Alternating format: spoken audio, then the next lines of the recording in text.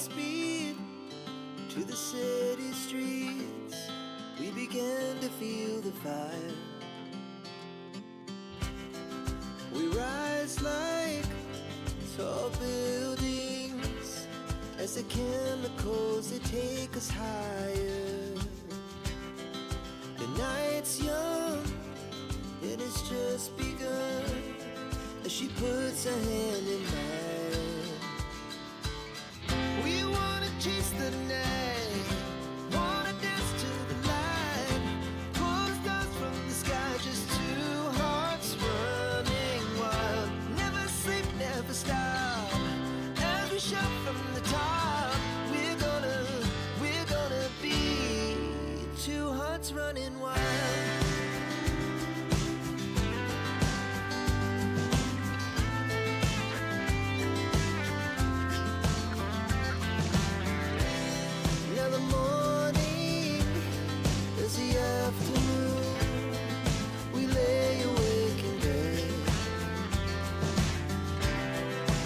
So loud as the hours pass, we're gonna do it all again. We wanna chase the night, wanna dance to the light, pull the stars from the sky, just two hearts running wild. Never sleep, never stop, as we shout from the top. We're gonna be. We're gonna be two hearts running wild.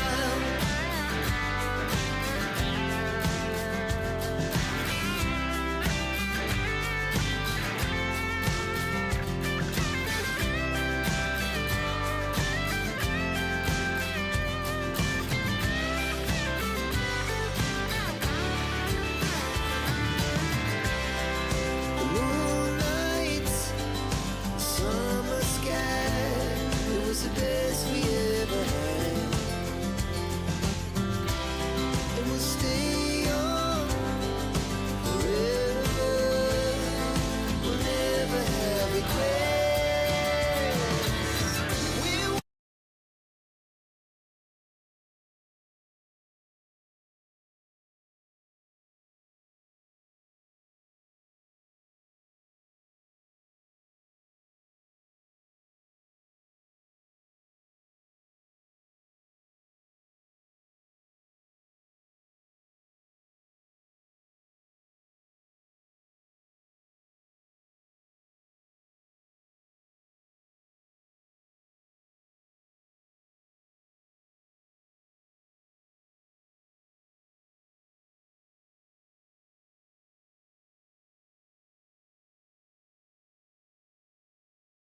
Let's try again.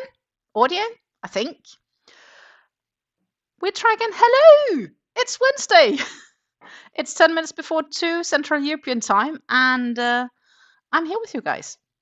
And I've missed you. And with a bit of luck, I should have audio now. At least my audio thingy is looking much more active than it just did. I don't know why I didn't notice that. I believe sometimes because I power off the headset and then the program just seems to forget it. And then I need to actively renable it. Yet other times when I do it, not an issue. But yeah, good morning, everyone. Good afternoon. Good afternoon, Helle. Good morning, Susan. And Susan will be lurking. Good morning, Sabrina. So I have been working a little on it since last live. I added a new cake. And this is, let's see if I can, I need my preview so I can actually see what I'm doing because YouTube is delayed. But this is kind of where we are at right now. You can see the fringing part starts to a core. Oh, let's see, like that. Ah, that's the thing. That's the other side. Ta-ta. And I do have some ends I need to weave in. We'll do that when we pass them along the line, and I know that there is definitely no mistakes because we are still on the row where I attached that new yarn or the new cake. That means that we are currently on the second cake in this color. And next time we have a color change, we will then change to the last cake. And for the color change there, we will like transition automatically to the next color change before we then, after that, transition back to the other cakes.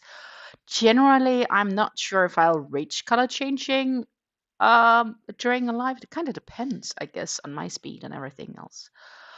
We are at row 33, and the shawl is growing, and it's gonna go so gorgeous. So I am just gonna check. This looks to have remembered. So what we are gonna do is we are gonna flip this one over. You have me nicely up in the one corner, and I will get this work down to, you can see what I'm actually doing. At least that's the idea. As I said, I do have attached new yarns over here. So we haven't weaved in those ends yet. We will do that when we know for sure that I have made no mistakes and I need no frocking, because Stine weaves in ends like a master, and I can't undo my weaved in ends. So, and I'm not really sure I am a master, but every time I seem to try to undo them, it takes forever. Anyhow, this row is a little bit different than all the rows we have done before. Because it contains a fair amount of more stitches, that will also increase the flare of the pattern. It is really like a wing spread pattern, so to say. And I am definitely looking forward to see the finished version. The pattern that I'm working on, there is a link to it in the description box down below should you be interested. It is a paid pattern on a Ravelry. And I am working this pattern up in Hobby Twister Cakes. That's pretty much it, I guess. Yeah. So I don't know how you guys have been. I hope you've had a great weekend and a great week so far. I was visiting my physiotherapist yesterday, and oh my God, that was needed. My appointment was originally last week, but I had to reschedule because I had to go to Denmark with emergency for a funeral. And there was no doubt that my body needed a thorough caretaking. So I actually had some muscle ache last night, which somehow surprised me. But that's just because of the tension then getting go, and then the muscles kind of tend to get into where they should be or how they should feel. And that can give some muscle ache. It feels much better today, so that's a good thing. I took care of my garden a little bit. Also, my mama-in-law were by yesterday. She was missing doing some gardening work after she moved to an apartment. She doesn't have the same garden. And we always tell her, like, feel free to come do ours, because honestly, we aren't big garden people. And when we may have time, it's not always that the weather agrees with us, or maybe we just sometimes just want to do nothing for once. And so she felt like coming by and wanting to help remove some weeds from our front yard and so on. And when I was doing my groceries, there were garden plants, like small seedlings in the store. And we could buy a tray of like 10 tagetes or 10 petunias for just €1. Or actually, 1.099, so 99 cents. So I decided to get some of those trays. I brought 3 trays with me home because I was like, yeah, sure. I get a bit of flowers in my garden. So I did that, and I hope that they will not get eaten by slugs, because that would be really sad. But in worst case, if they do, it's not a fortune I spent. But I'm kind of just looking forward to see them bloom a bit in the garden, because my tulips are slowly coming to the blooming end. It's the circle of life when it comes to flowers, I guess. And yeah, that's pretty much it. Well, further than that, we did not have a super active weekend. Next week will be a little bit more busy. And I need to start figuring out some new projects, actually. I do have one planned to get started on, which is the last advent calendar project that we haven't started on. And then, of course, we have the current ongoing projects. But yeah, we are getting closer and closer through this process of finishing projects. So that's kind of cool. So currently I only have, technically speaking, 2 active VIPs. Think about that for a minute. That is not something that I usually do. I usually always have like 3 or 4 or whatever. But right now I only have like 2 active VIPs, which are both shawls. So I did find my drop yarn, which I have in a cotton, which is gonna become a bucket hat. So we can always change and we can start a bucket hat if you feel like it.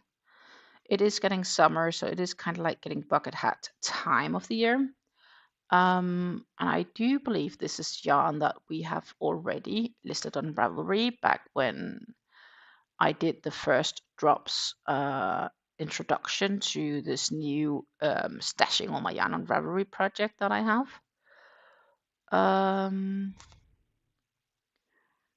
If I'm not wrong, at least.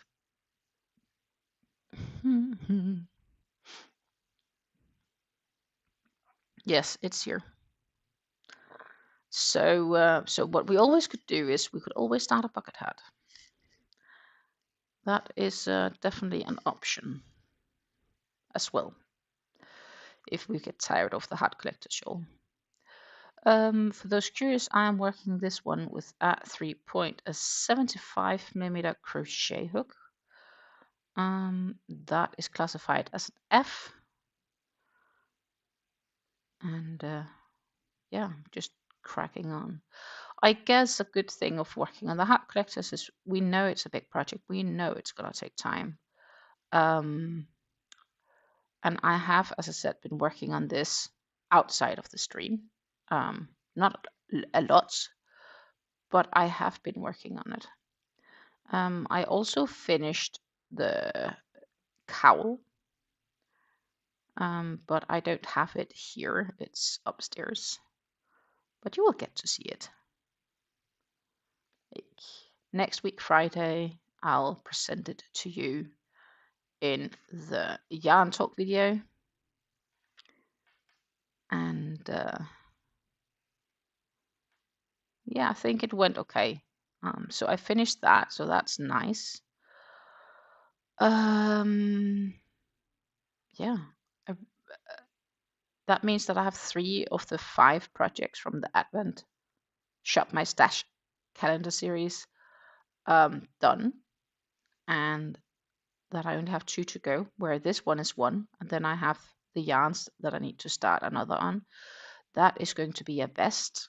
Ideally, I need to probably be clever and do a gauge swatch.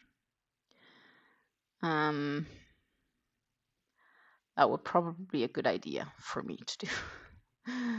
I also need to craft 2 buttons to go on it. But that is not like what's on the rush. That's just for eventually. But yeah, I do definitely probably need to make a gauge watch for that one. And then that's it. Once we finish that vest and this one, and the vest is going to be quick because it's like, I don't know, 600 meters of yarn or something like that. It's done in a week, less maybe, if I really get onto it and only do that. And then of course this big Heart Collectors Shawl. So I think goal-wise, we are definitely going to meet the goals and have all of those projects finished. And then I can start figuring out what new projects should be for the next year of the Advent Calendar series. I definitely do have yarns ready for it, and need to work out something. This, meanwhile, is getting closer towards the end of this row, so that is awesome. That does mean that I would need to read a pattern because I have no clue what's coming next. But we should be fine. We should definitely be fine. So, what are you ladies working on today? Ladies and gentlemen, I should ask.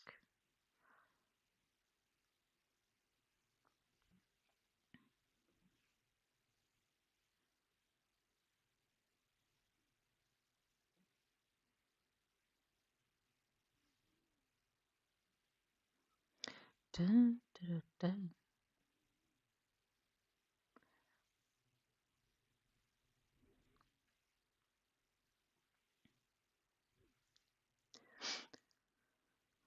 Do, do, do.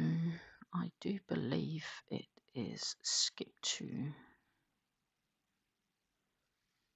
And then it's like 5. Let's see here. Yep. 5 double crochets in each of the following 5 stitches. So that's 2 and 3 and 4 and 5 and 3 in the last one. Do, do, do, do, do, do. We do have tea today, and I hope you guys have something as well to enjoy today's life with. We definitely all should enjoy something at some stage, especially to keep us hydrated. Ta-ta. My tea today is Droomvlucht. Droomvlucht is a Dutch word for dream flight. It's a loose tea blend, which I pick up in the local city about, what would that be, 5 miles from here or something like that.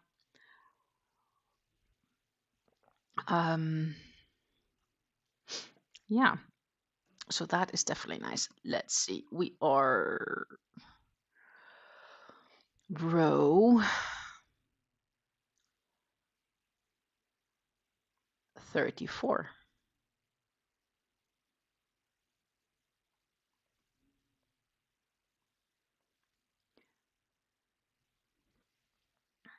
So this looks to be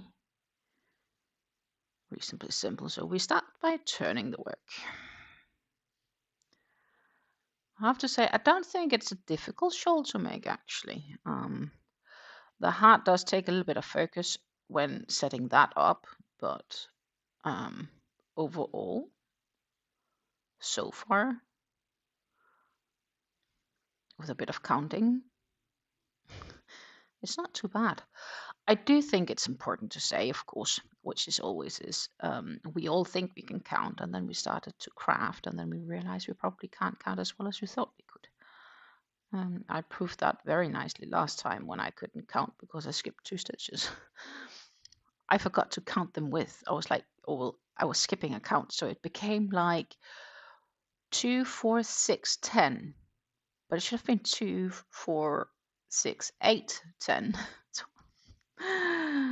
And that basically automatically makes you skip some stitches. Okay, so we need 2, 2, 4, 6 double crochets.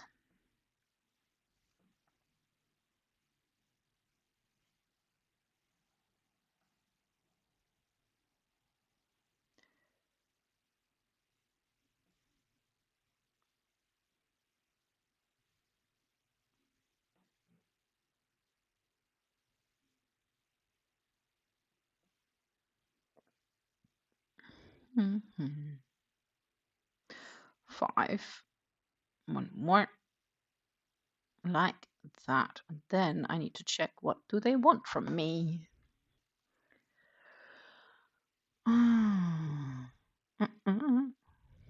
Okay, skip 2 stitches.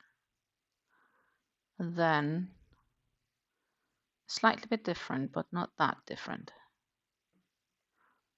But again, different. So the rows do differ a bit. But it's okay.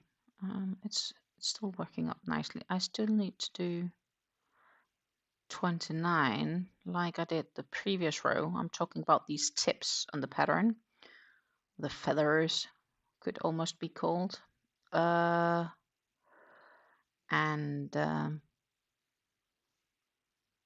sometimes it changes how these are made and how many I need to do. So I am kind of keeping track on those just by checking that I have the same count, because as long as I do that, it's easy. Because then I just look at what did I do the round before, and I don't need to count that I've done it. In this case, 29 times. I'm talking about that because I am making the large version of the shawl. You can also make a smaller version. But I have optioned for the big size instantly. I have the shawls for it. Oh no, that was a mistake, Stina. I have the cakes for it, I have the yarn for it, and I think nice big one is just sweet. Like that. So on the good news end, I did manage to update my shipping terms on my website, which means that I have now set it up like this, that people can will pay a flat rate within certain order values, and that you can obtain free shipping if you purchase for more than a certain amount, depending on where you're located, because that obviously depends on the shipping cost I get. There is definitely a price difference if I ship internally to the Netherlands, or if I have to ship to Spain or the UK or Australia or the US for that matter, except for the fact I can't ship to the US due to the tariffs, and my service supplier does not allow, well, I can ship technically, but it will get stuck in the customs and my buyers will get a horrendous fee on top. And yeah, let's not do that. So I've intentionally chosen not to send to the US right now. Hopefully those tariffs will soon be long gone. That would be nice. I think even the Americans agrees with me here. And we are talking about the import de minimis that the Trump administration discontinued in August last year. We need some more yarn here, like that. I'm just checking if I am actually keeping up, because it is a little bit different from the previous row. I need to check that I'm actually doing what I'm supposed to be doing. Because I sometimes just tend to get into a certain rhythm of, oh, but I used to do, so I'll keep doing, which I really shouldn't be.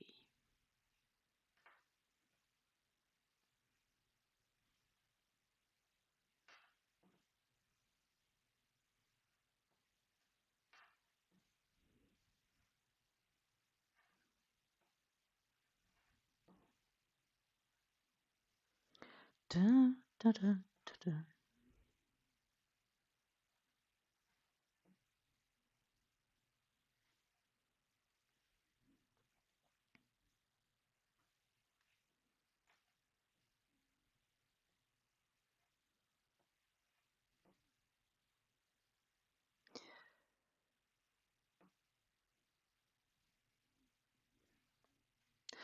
And yeah, of course, I've meanwhile also been tempted for yarn shopping. Haven't done it,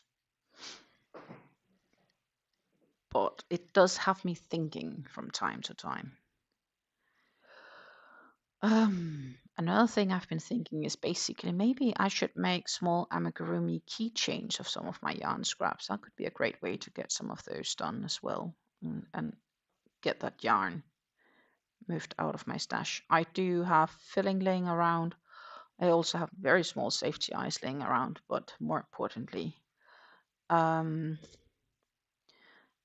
like to get some of my scrap yarns used in that event.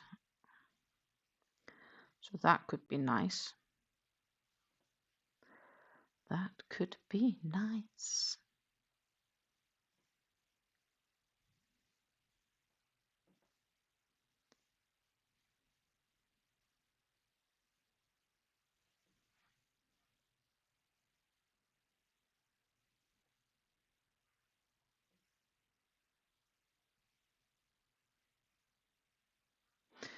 I'm realizing there's no music and audio for me, so I just need to listen to something.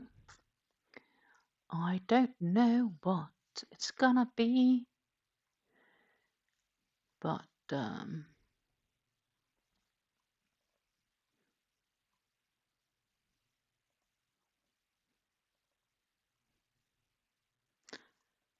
I just got something nice.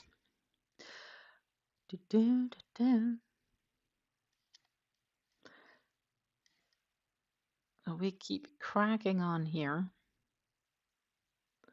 until we decide to do something else. As I said, I did find my yarns that I have laying around, which I had originally purchased to make a bucket hat in black and grey colors. So it sounds a little bit tedious, but it's a nice neutral one, I think. So there's always that we can start on. Got the yarns just here. Ta-ta! The drops Paris. The idea is to make the brim and the top black, and then these lighter grays in the middle. A bit similar to how I made blue ones about a bit more than a year ago. I have an extra white, it appears to be. But yeah, that is also a project that would be nice to get going. I'm also slowly getting some thicker cotton scrap ends or scrap yarns. So I'm also been debating that we may need to make a scrap basket of those yarns. And there could be two approaches. We could split them all up into various colors, those ends, and take a die and roll it, basically, and say, okay, color 1, 2, 3, 4, 5, 6, if it's a 6 die, roll the die, no matter what it hits on, that's a color we take and continue with. That could be fun. That could definitely be funny.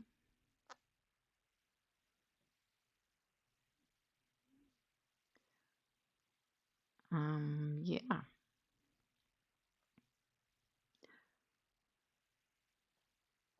But I just don't know if I'll have enough scrap yarns in the right size to actually accommodate that idea, or if I need to collect more scraps first.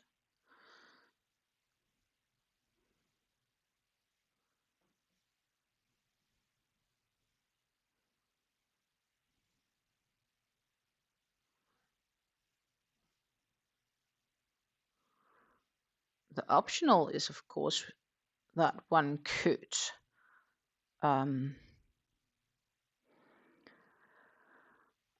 just start on it. But you know, I kind of feel bad stopping halfway. just because I then don't have the yarns, because we have to wait until I have accumulated more scraps. So I think I'd rather just keep collecting those ends, and then, you know, we'll see where it goes at. And I'll probably just add every skein which is not whole to that scrap pile,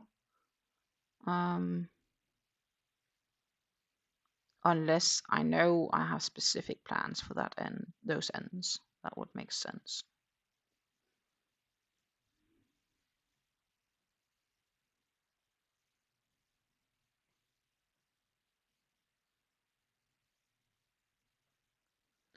I genuinely actually like that idea. You know, we could do it together. It's like take half an hour when I go live, and we'll work on it, and we'll roll the die together, and we'll have like a live scrap basket project. But for this to go, we'll probably need to create some more scraps.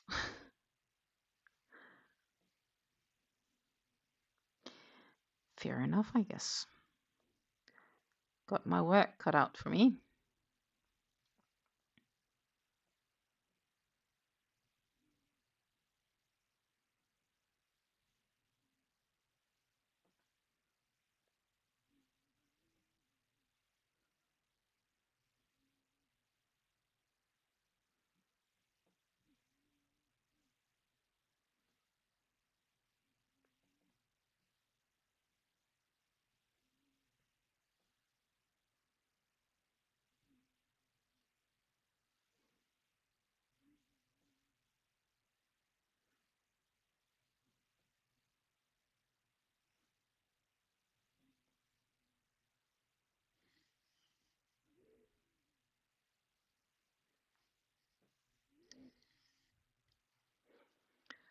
Hmm.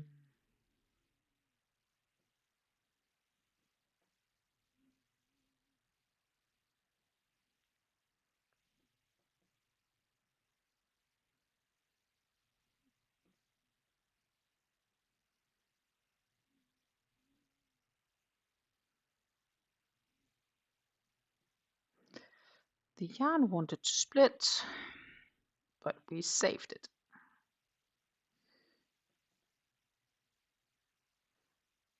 Dun, dun, dun, dun.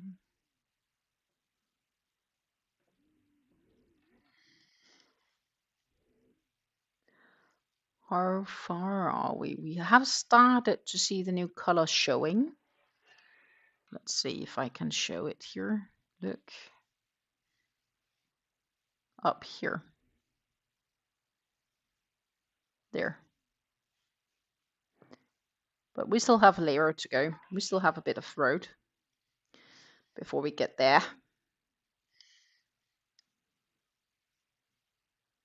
And also, I can't just let it change, because I still have a one more cake containing the current color we are working with right now. We'll add that one first.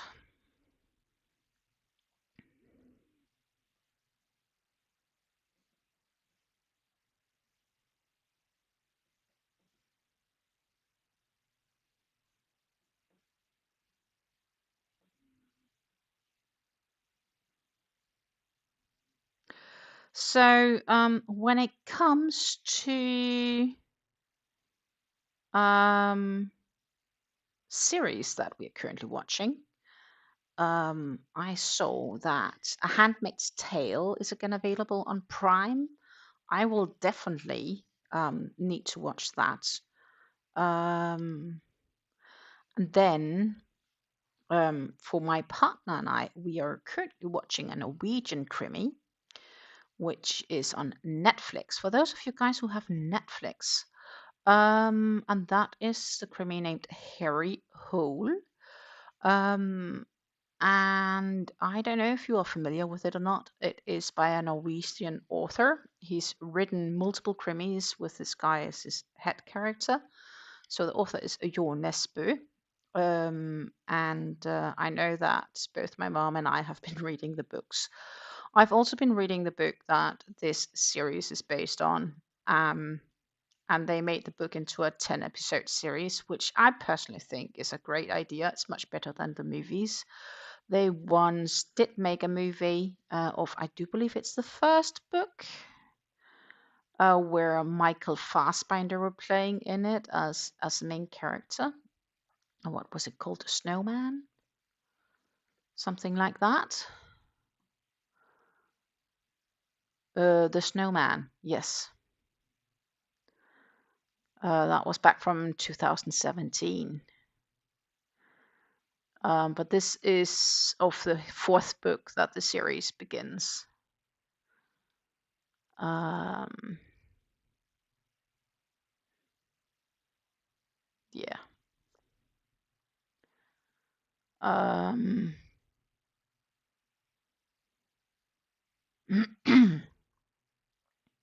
So that's a nice Crimmy, actually. It's worth a watch, I personally think. And we are having 3 episodes to go to watch. So we've been doing like one or two a day, on an evening. The downside, of course, is watching this Creamy is I tend to want to watch it all, and therefore I don't craft while watching. But sometimes you also just need to have something mindless. And none of my current VIPs are usable for just mindlessly crafting. I genuinely need to get started on a new mindless craft project, whether this being just a rib knit beanie or bucket hat or something, where the pattern doesn't require me to do constant counting or something like that. I just need something where I can mindlessly crack on with it, so to say.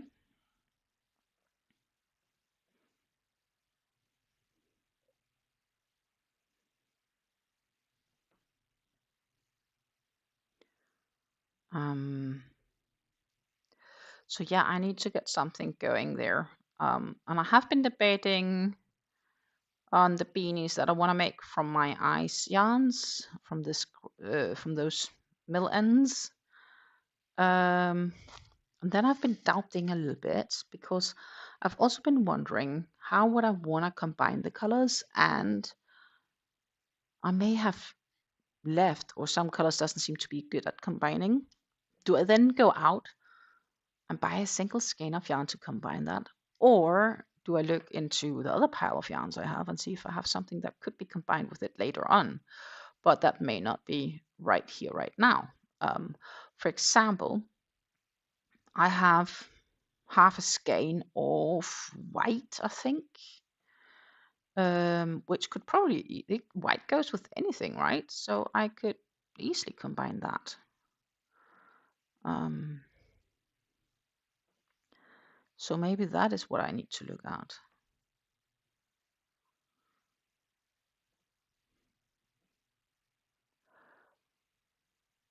As you can hear, life is really difficult. Choices, choices.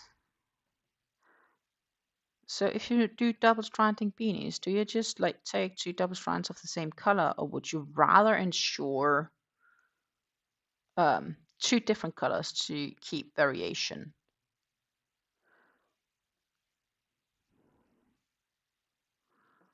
That would be the multi-dollar question here, because I have 2 teal skeins, which I'm like, yeah, they would work fine together. Obviously, they're the same color. And the teal would also work with the blue, and the blue could work with the purple. But then I have like this very bright orange, and that works with none of them. But that could work with white, but that would be a different thickness and a different yarn, which is not necessarily a bad thing, I guess. Diversity.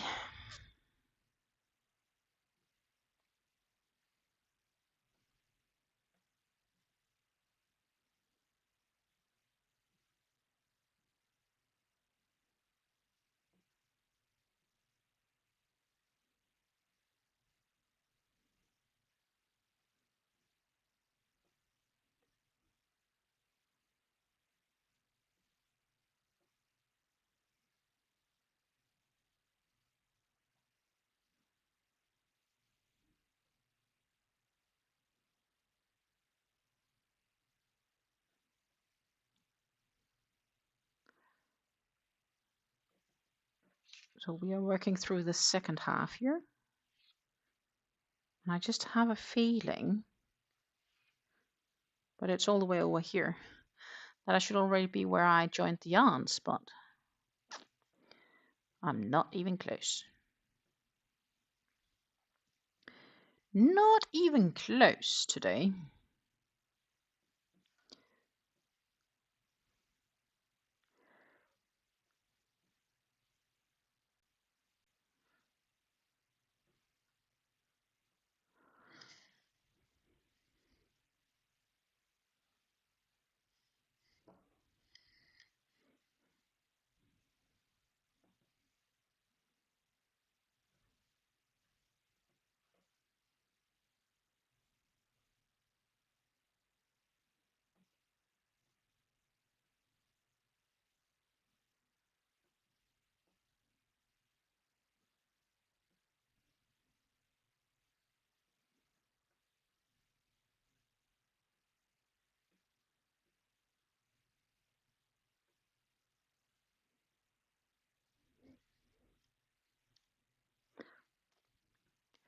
I also said I wanted to take some photos this weekend.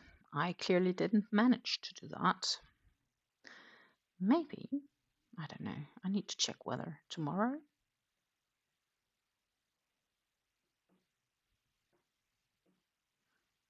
That would be cool. I don't know. Do we have a weather for tomorrow? According to this, we have good weather today. Oh, no, this is the wrong location. Ah, that one's better.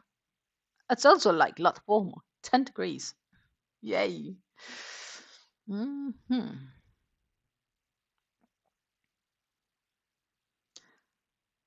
Tomorrow is a Thursday. It should be sunny in the afternoon. Think about that. We are halfway through this work week. Holy moly, it's Wednesday already. I am gonna bake a cake tonight because I have overripe bananas. So I'm gonna go for a banana cake.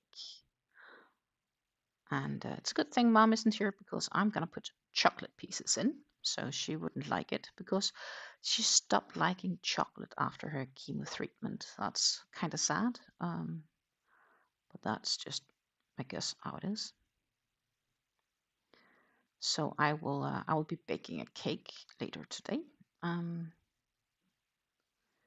because why not?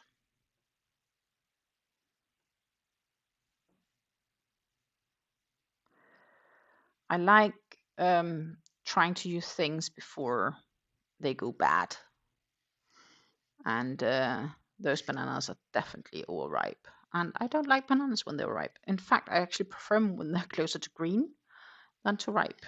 And when they're green, they're anything but ripe. Don't ask me why. I guess I'm just weird like that.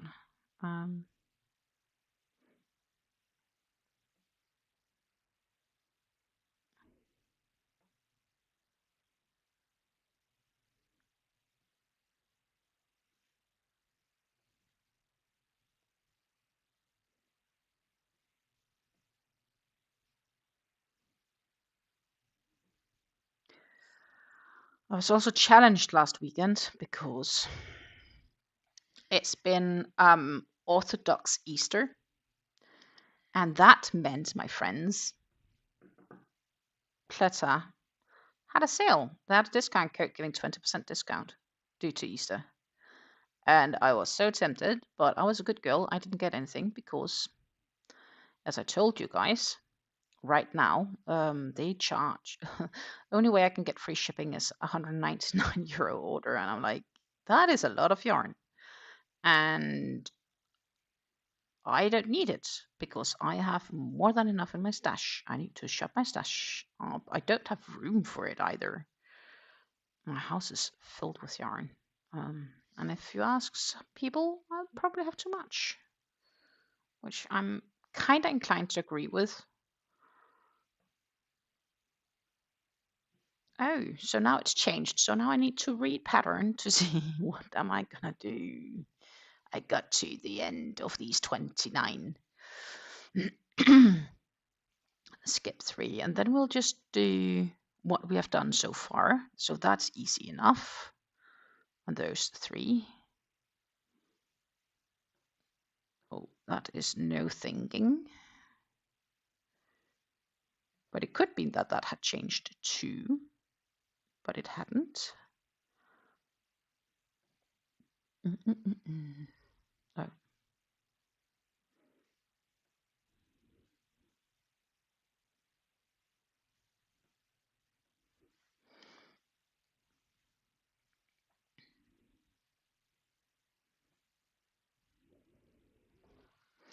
Sitting working on this, it reminds me on some aspects really much of the Ultimate Sacrifice Shawl, which by the way is also a gorgeous pattern. I've made it 3 times, and that is also a pattern that is couch friendly, if I may say so. Or in other words, it means that I can definitely work it up on the couch. I have a few other skeins laying around which I'm thinking I could use to extend some cakes with. I'm apologizing for this yawn. Okay, skip 3.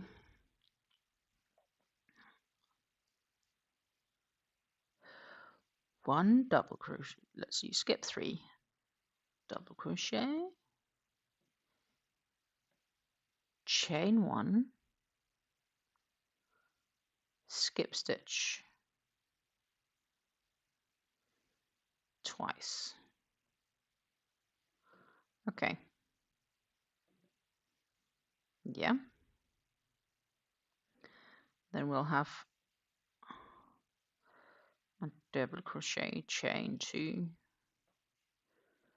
and a double crochet, chain, skip, double, chain, skip, double. That is definitely a bit different.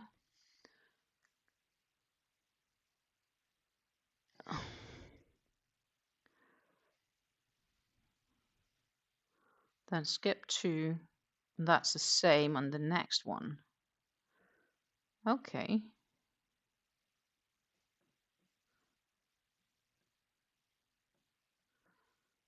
Mix a bit more air here in the pattern. Da, da, da, da, da.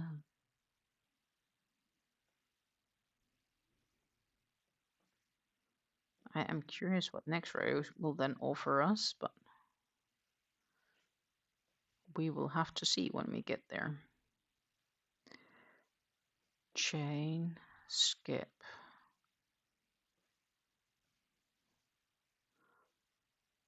times 3.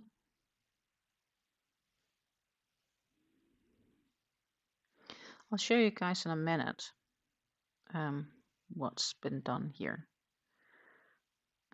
3 times, skip 2, 1, 2. Then it's again the skippy game.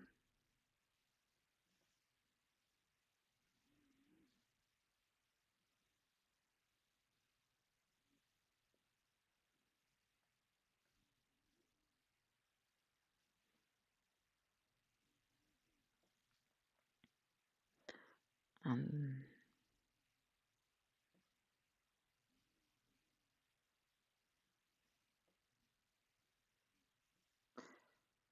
one,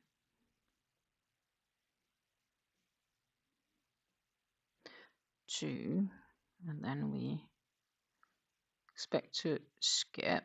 Yeah. Go back to the regular way of working the next 3 clusters.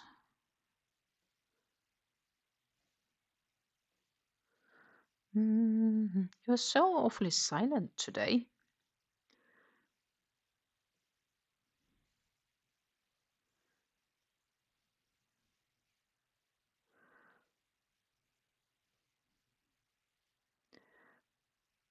Feels like I'm live on a badly, poorly picked Wednesday. You're usually a lot more social. But of course, I also get it if you are crafting. It's not always so easy to pop a few words in the chat. So, then the remaining should be like the remaining again. So we'll skip 3. See if I can show what I meant by the tip. Definitely changing how it's worked. I'm just gonna finish this single cluster, insert a stitch marker, and see if I can show you guys. That is assuming you're curious. Now I need to make 28 more of those. But. So this is my tip now. And so far these tips has been increasing by adding double crochets in each stitch. But now it's not. Now we have some chain spaces, regularly chain spaces. In fact, we have, so if I can kind of like stretch it out, you can kind of see it.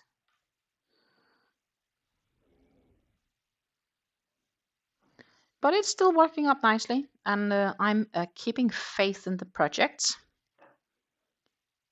as I supposed to do. Have faith and trust the pattern.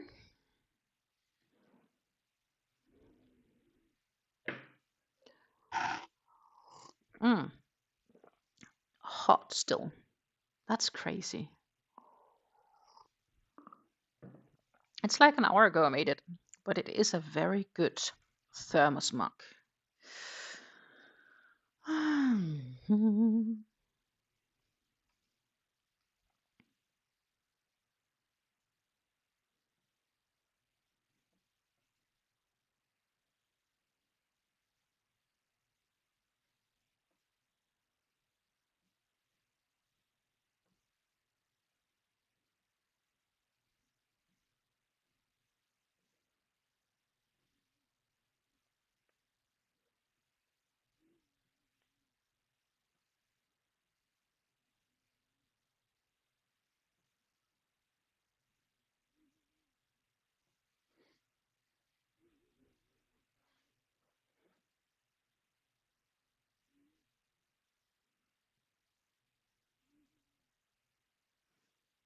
Yeah, so we'll just crack on with it all the way to the end of this row. Then we'll probably do another row.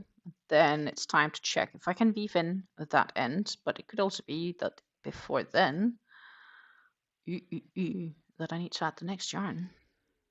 Because as I say, I can slowly see the color transitioning coming on the cake. But I would imagine me getting further than that before needing to. It's funny, sometimes those transitions go much quicker than I anticipate, and other times it seems to take forever.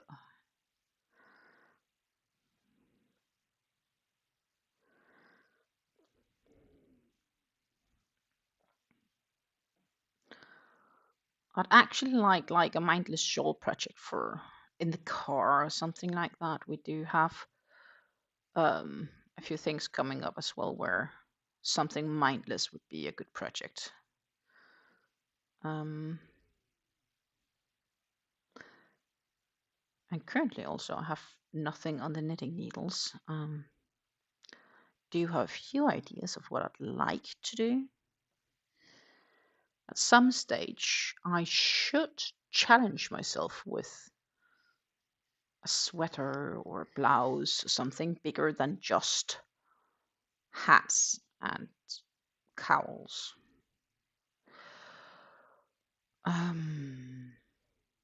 But I wonder if I should start challenge myself with more like patterned hats. That's not just the regular rib knit or stuck knit or whatever, like cabled patterns or something like that. I should learn that eventually, right?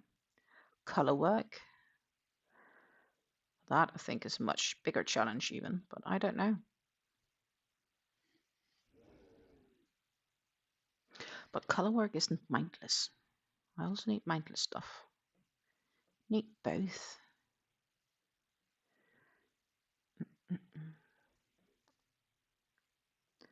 Sometimes one just needs to make what inspires.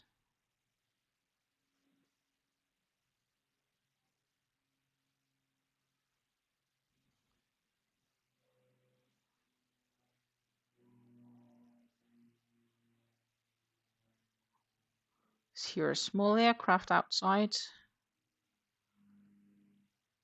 Definite propellers, and it feels like it's flying way too low. You may not be able to hear it though.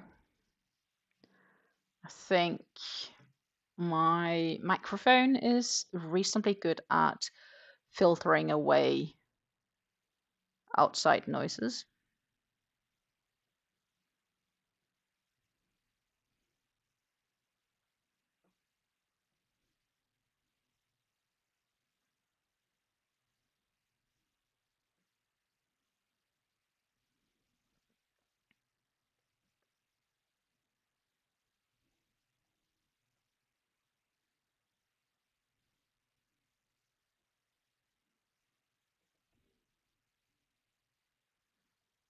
Still looks good. We are slowly getting closer, but we still have miles to go. At least that's how it feels like.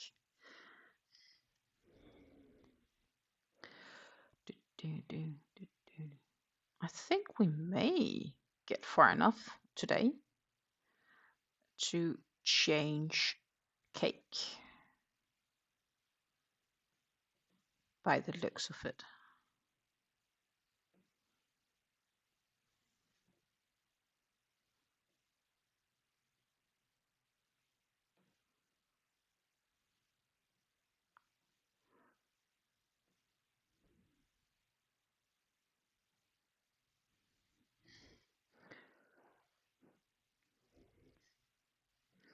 Yeah,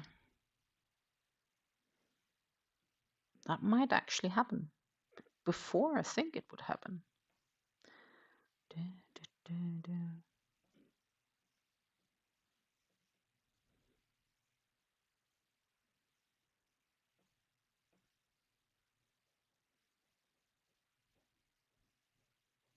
So any projects you're working on right now, are you working solid colors? Are you working variegated colors? Yeah, what are you working on? I'm just still cracking on into the shawl, but I've not heard anything about your projects, and I'm happily showing mine. So I'm trying to imagine what you guys are working on, but I actually don't know. A good guess could be if guess well, my mom might be working on the t-shirt I sort of ordered. I'm not sure if it's going according plan though. I know she did have to unravel it at least once. But she's a patient woman. I have to say, I wish I had inherited all of that patience because I definitely got some of my dad's, and he's the least impatient person in the world I know. Not saying that I'm impatient, I'm definitely more patient than him, but you know, I think my mom is also more patient than me. I have to say, as I've gotten older, my patience has improved.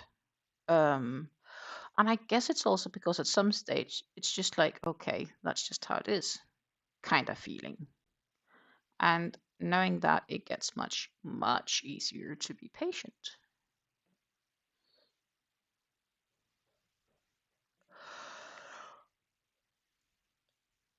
Oh, yeah. Oh, that was a stitch too many.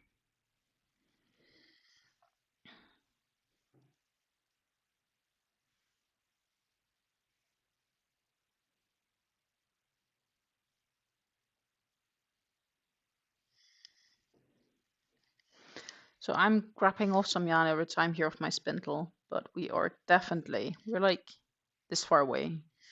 I don't know how many meters that is, but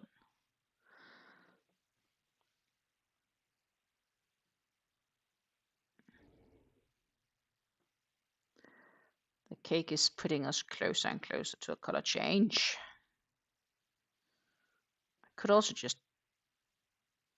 pull off the yarn off and then give the yarn a cut and have a look. And technically it's not, well, we do reach a color change point,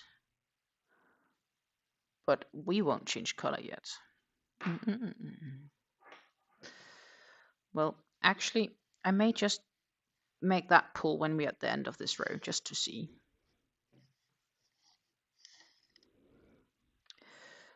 But first, let's get to the end of this current row. That right now is priority.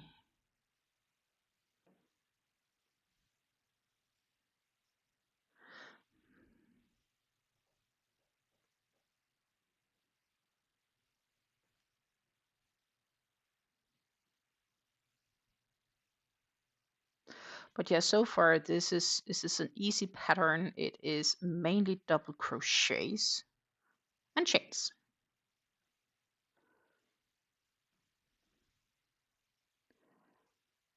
Easy peasy.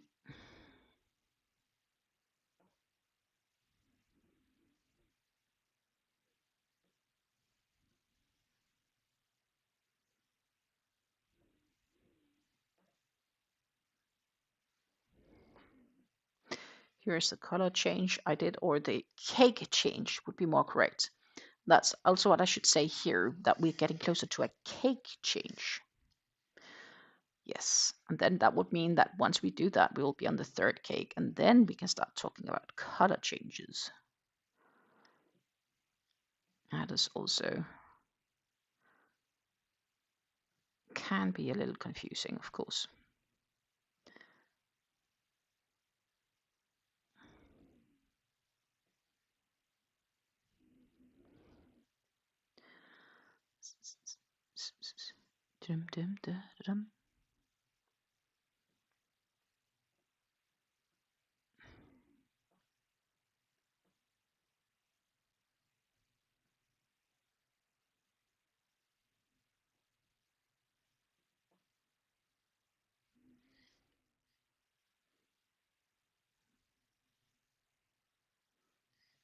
Maybe this is going to have much closer to the previous one than I thought it would. Oh, a stitch too many.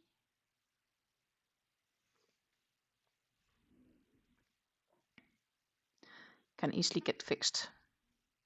Benefits. Benefits. I don't know if we have any new watchers with us today. But if I haven't met you before, welcome. And if you have been watching this stream from the very beginning until now, thank you so much for your support. It is much appreciated. You're always welcome to provide with input, pattern suggestions, etc. What you would like me to do. Who knows, maybe I will take your inspiration. It is not the first time that I have crafted on a pattern recommended or suggested by a viewer.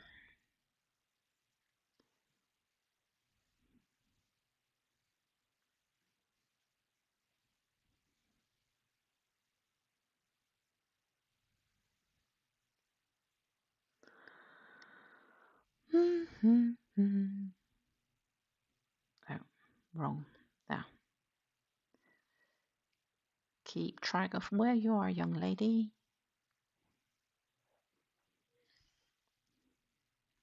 So, Friday evening, I've not told you this story actually.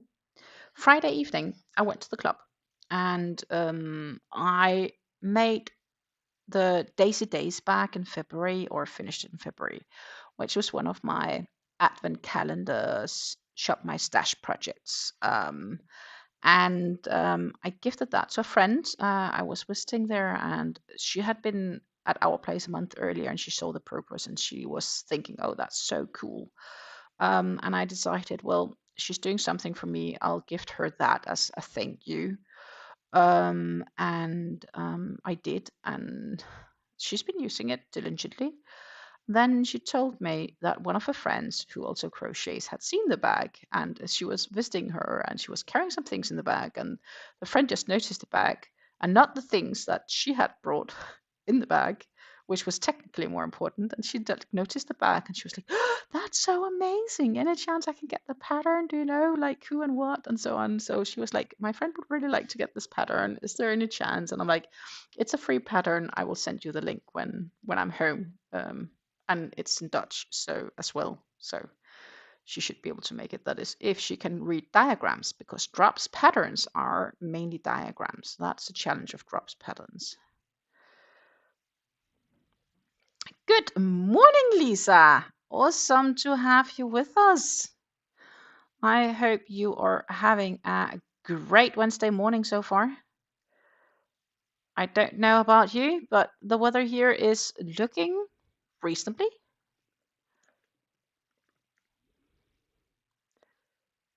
And I see also actually the widget I have for the weather seems to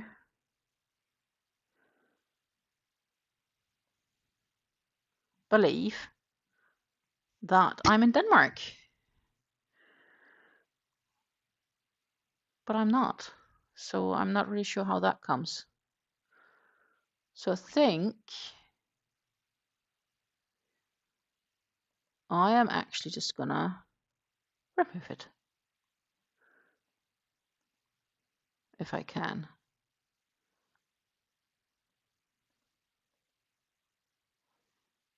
I couldn't.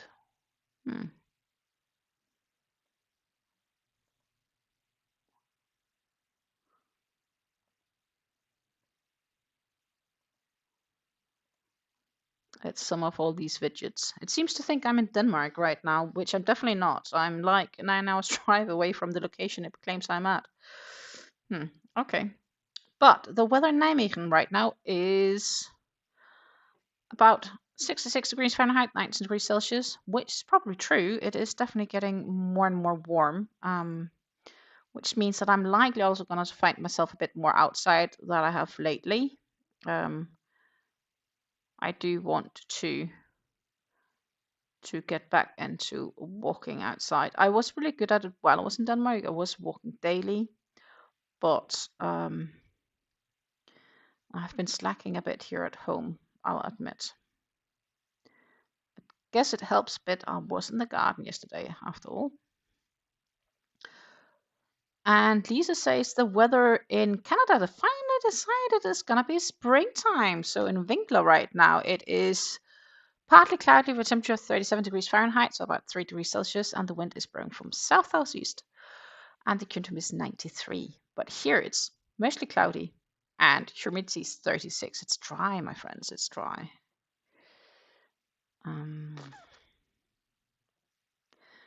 And I planted some seedlings this weekend, or I planted some seeds that I hope turns into seedlings for sunflower, amongst things, which I genuinely hope is going to be good.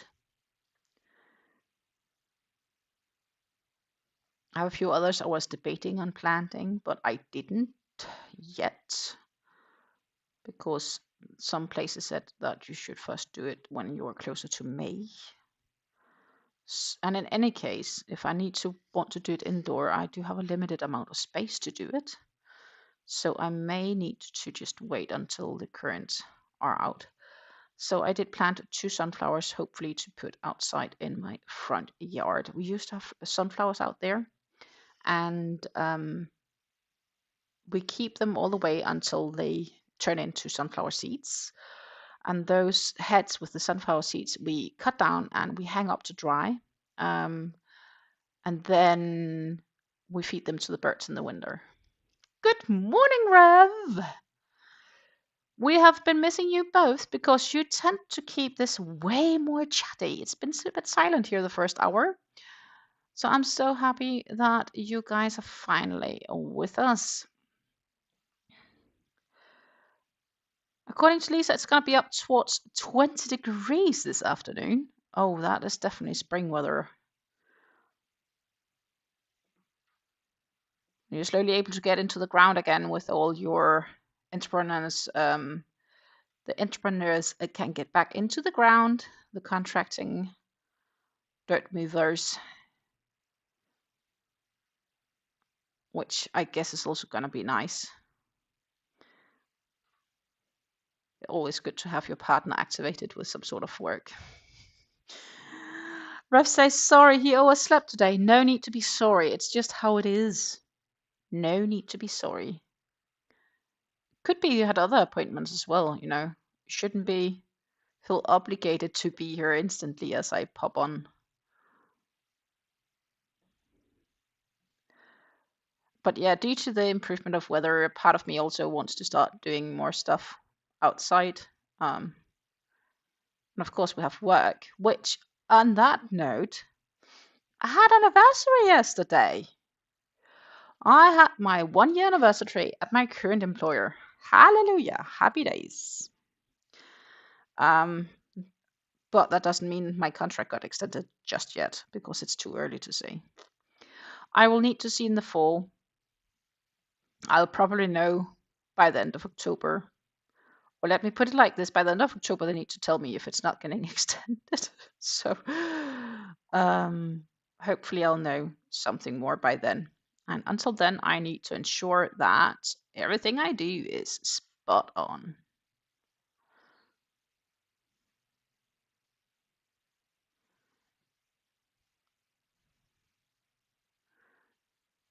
Do, do, do, do, do, do. Lisa says we have whole fields of sunflowers here in the summer. Yeah, they look gorgeous, don't they? So I just, I don't have room for a whole field because I have very little space. So I only just sow 1 or 2 plants just to kind of, that works for me, if that makes sense. And as I said at the beginning of the stream, yesterday my mom-in-law was by. She wanted to help weed out my garden a little bit because she missed working in the garden. And I'm like, yeah, sure, you can come and work in ours. We don't have much time to do it anyway, so what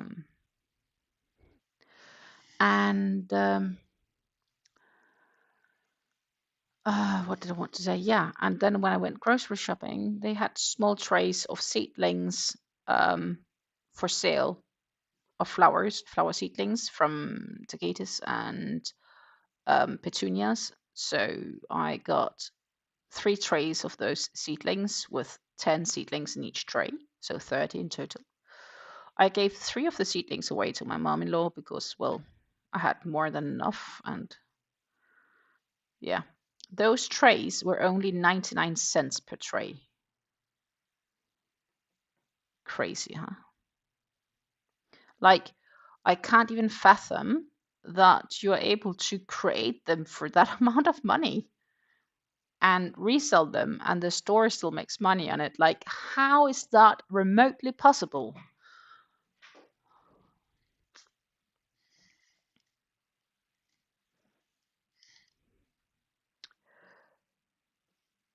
Meanwhile, Nightbot has definitely gotten into the mood. Nightbot says, don't forget to hit the thummies up, like this live, share it if you would like to as well, or even subscribe and come and chat with us. And we chat a bit about everything and anything. Having a good time.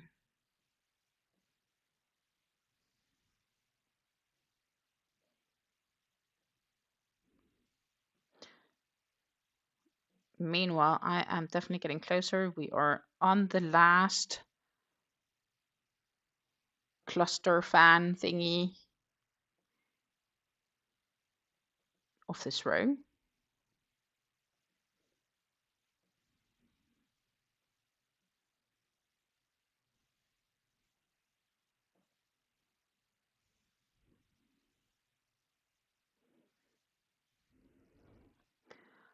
And then I need to just shortly read the pattern.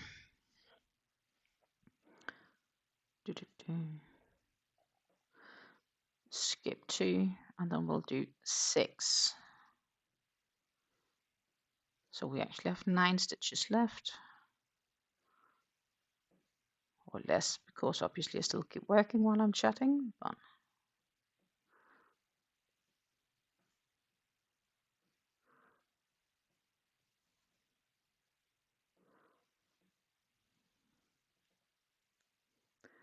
ta-da!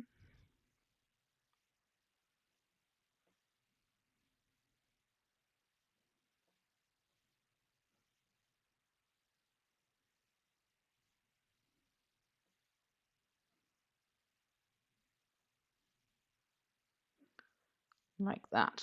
And I'll just temporarily flip that in. So 2, 4, 6. Yeah, definitely. As I said, we are definitely closer on the color change. Because you see here, all of this from here up there is new color. But only this width is the old color. So I think I'm just gonna pluck this one out. Let's just do that. We can cut some yarn. Find the next cake.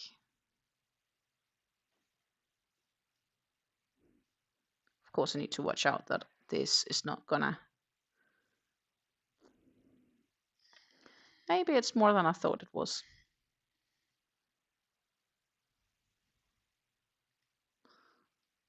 Yeah, it's more than I thought it was. Maybe I should just continue before I make a big yarn bath out of this. The weather in New Jersey is sunny. Oh, nice! With a temperature of 72 degrees Fahrenheit, it's about 22 degrees Celsius. The wind is blowing from west-southwest at 7 miles per hour, and the current humidity is 74. Oh, that's gorgeous weather, Susan. Sweet. Lisa says I finished the long gin shawl yesterday. I just have a few more ends to weave in and then to block it. Nice. Nice. Congrats on finishing that. I have ends I need to weave in here. But I'm afraid of doing so before I at least finish the next row to ensure that. So there was no mistakes in this row. But I need to make sure I don't have a mistake in the next row, because if I do, I'll need to frog it. Okay, we are about to start row 35. Do-do-do. So that is where we will start. Flip the work around. Definitely be ready for this round's this row will definitely have a cake change. I think. Well, I'm not gonna say definitely actually, because I tend to misjudge.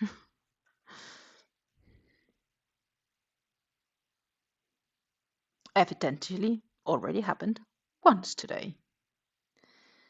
So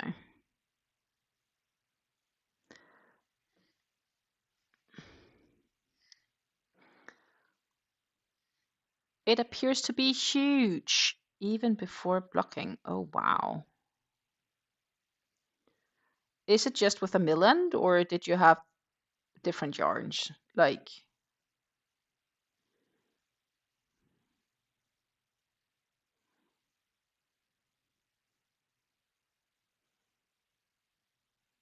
it's about 2 meters across right now. That is definitely a decent size. Do you have enough blocking mats for that? There are days where I'm like, oh, I'd like some new blocking mats, because I see those with the nice lines and squares on it. I'm like, yes, that will make my life so much easier than the current ones I have. But I'm like, I don't really need them. So no, I haven't gotten them. But I'm like, would be nice. So it's all this nice to have, but not a need to have. And I guess because finances are somewhat readily available than they were 10 years ago, for example, it's much easier to get tempted by things I really shouldn't get because I don't need it. So I need to go back to my need to have, nice to have mentality. Lisa says she should have enough mats. Rev says I have good crochet news and bad crochet news. The bad news is I had to rip out an entire repeat of the blanket I'm making, nearly 2 days worth of work. Oh my goodness! How big is it now? Like, that's insane. 2 days of work, that sucks. But I've been there before. Definitely. Let's see here. Skip the next two, one double crochet in the next two, two, two, two. Okay. So we have another increase here.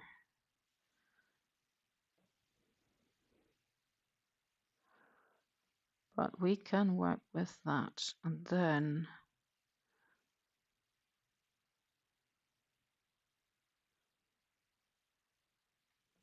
skip 3.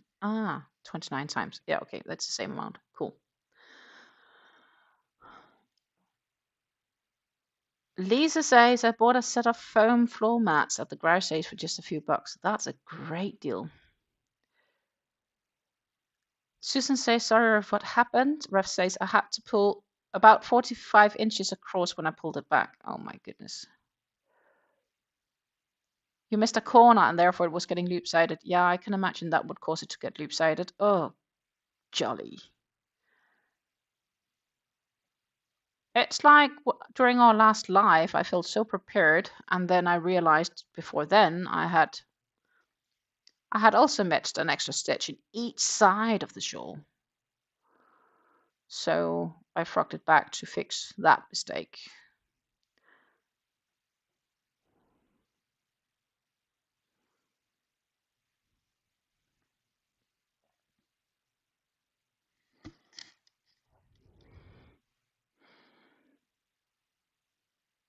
The good news is you're almost back to where you had to start frock it, I hope. Or do you have other good news? I hope you have other good news as well. That's 2 good news. And as Susan says, better to find it before it was finished. I totally agree. Lisa used the Casasol Algodon Premium and Katya Alequino for the shawl. Ooh, nice. Yes, I do believe you mentioned that when we talked about it, but that's like a month ago. Because wasn't that the shawl that had gotten into that corner of shame for doing annoying? Or was that a different shawl?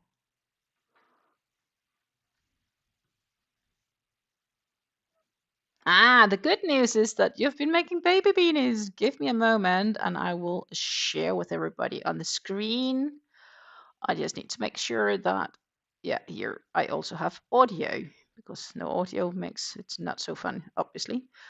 But yeah, look at these baby beanies. Ooh, and nice bright colors. Another mandala cake worked up here.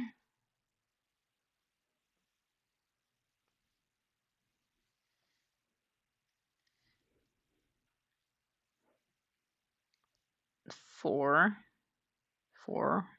Yes, we are going the right direction here.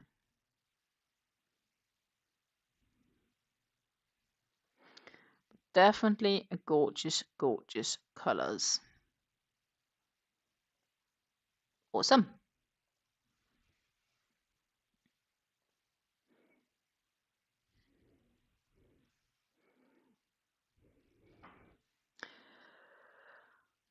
Lisa says, so what's in the corner of shame for a week? I sent you a photo.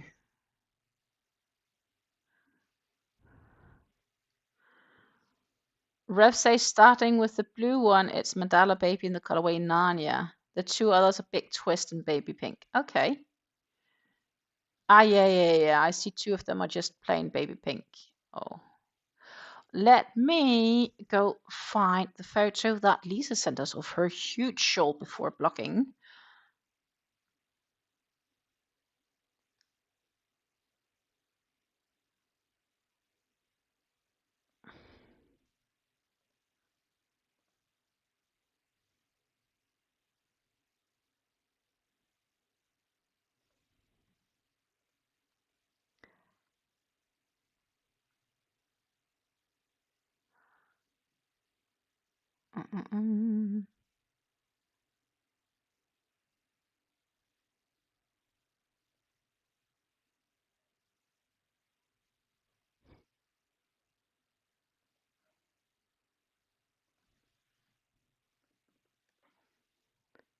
Quite sure that is not the case.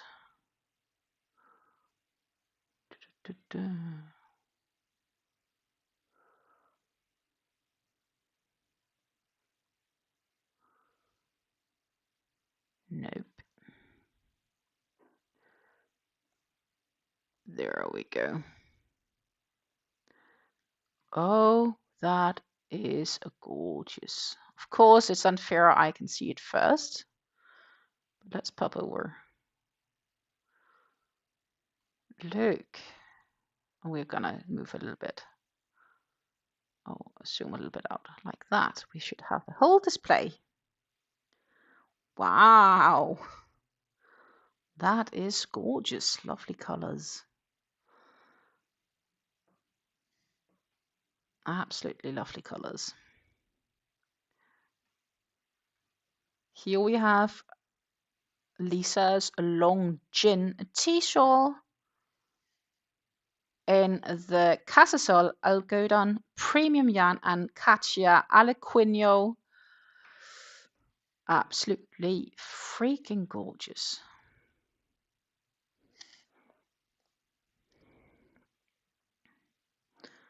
Gorgeous, gorgeous, gorgeous. Let's see what Rev is sharing more stuff with us, I see. Da, da, da, da.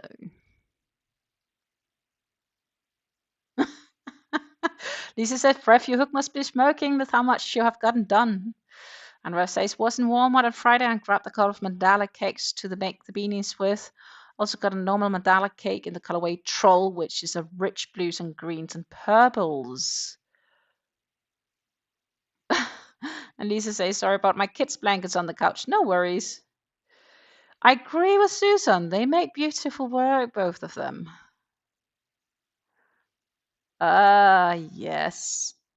Here we have the colorway of the beanies. No, the Troll.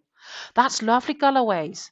I definitely see multiple cakes of these being color controlled to create, let's say, a poncho or a shawl or something like that, or even a sweater or t-shirt. Or oh my goodness, I love these colors. Why is mandala so far from where I am? Like, it makes no sense to have the yarns imported to the US to then export them back to Europe when they come from Turkey. Come on.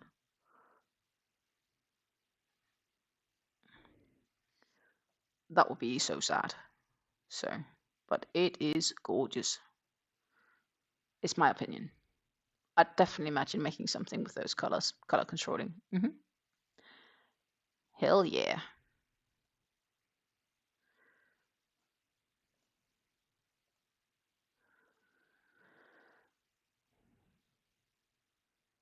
Rev says, Lisa, it is so pretty. And I agree. And now somebody's calling here on the phone, which is not a very good timing. Usually when people calling on this time of the day, it is people trying to sell us things. So I'm actually not going to move my ass over and take the phone because I don't want to feel with the salesman.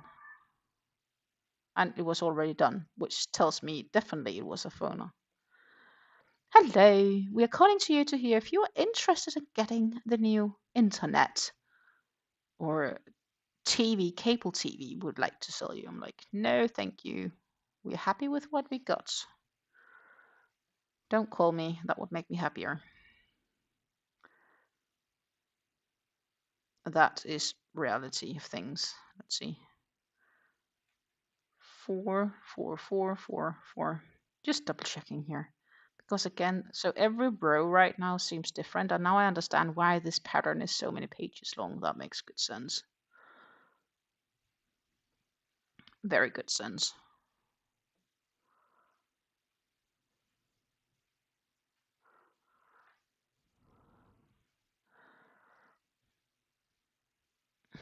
That's the shawl for the bride for her wedding. Gorgeous. Lisa, I know I can get some of the mandala cakes from Ice, but that is still, I need to pay Europe import tax from it. So not exactly too keen on it right now. Here we have another pattern from Reddit, I assume with the same shawl. That looks like one of, oh, what is her name again? It almost looks like a shawl from, oh, First Secret Path. No, not. Nice name though. Is it time to get on Ravelry? Let's see if it's there. First Secret Path. First Secret Path. Path. First Secret Paths. No. What about patterns? First Secret. No. No pattern on Ravelry. Okay. Easy. Fair enough.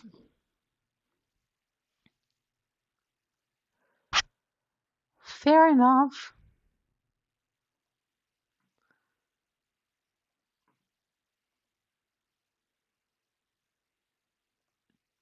I think I did just by accident hit my microphone. I do apologize for that.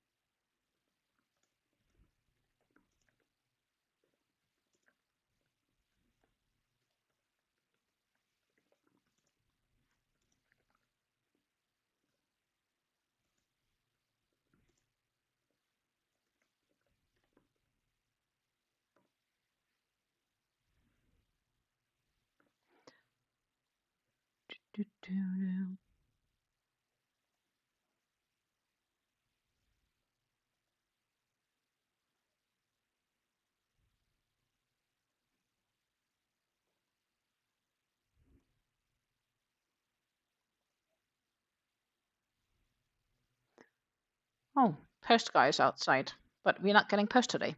Sorry, I just had to quickly reply to an email.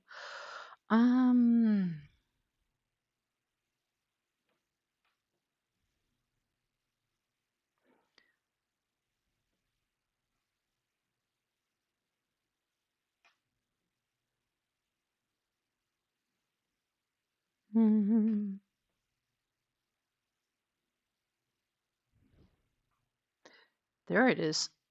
I couldn't. Indeed. Why did I have so many issues getting there?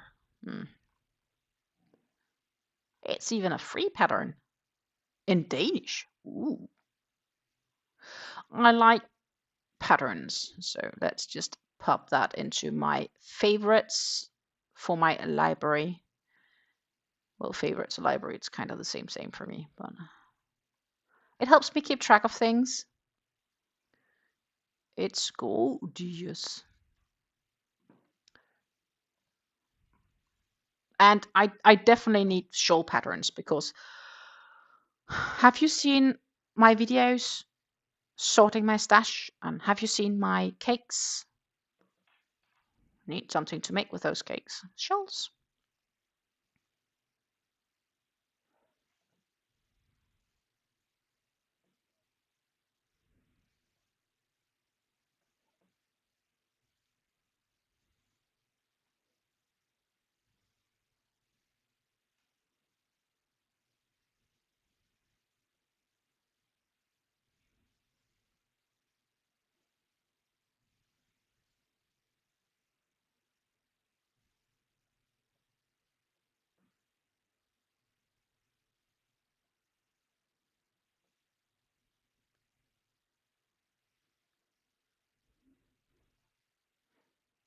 Oh no. See, this is why I shouldn't have. Because I almost had yarn bath here. Bum bum.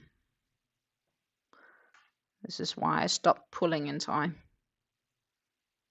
But we are, as I said, definitely going to change cake.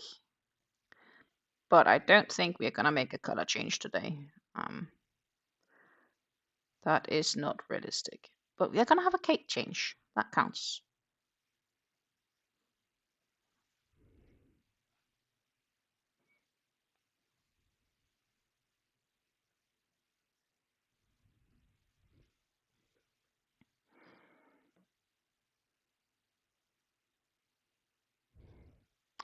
Lisa says, Cinnamon Stitches released a tutorial for a shawl today. I plan on starting it after this live. Actually going to make 2 of them for Christmas.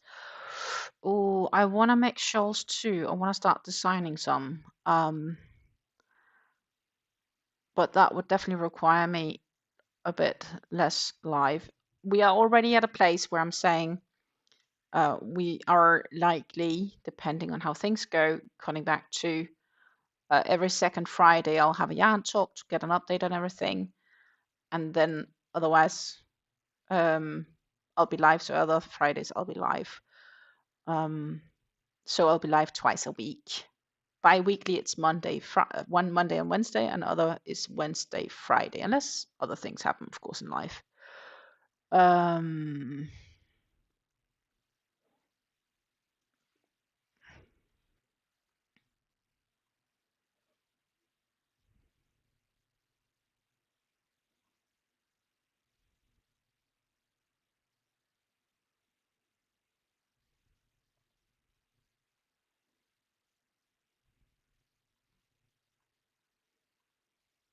The Moonlight Crochet Shawl tutorial sounds gorgeous.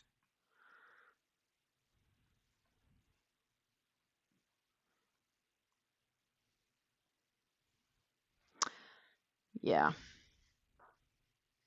I should get it back. I should get back into designing stuff. Just haven't had time.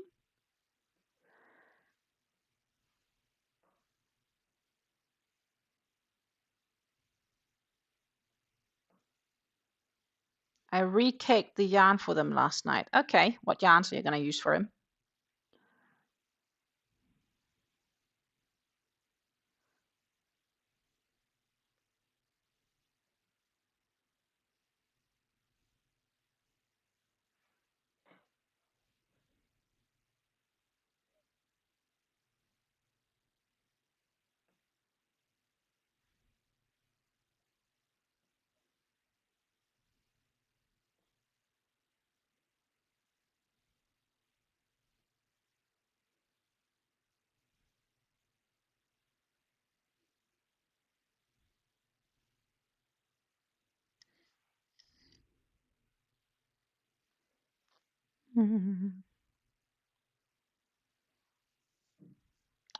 Today is a pattern drop day for Sean. I'm not sure what we are getting. Is it like dropping weekly? I haven't. I have to admit, I haven't kept track that much. And I guess a part of me not keeping that much track on the yarn community lately is just I've just been so busy with real life, with family and everything that's been going on the past year. He does a pattern once a month. Yeah, okay. Yeah, weekly had been crazy. But on the other hand, not everybody's back all day. Lisa says that both mill ends, but technically both Sultan Deluxe. Ah, nice. Different colors, or you're gonna make 2 identicals? I'd kind of assume different colors without knowing. Because, yeah.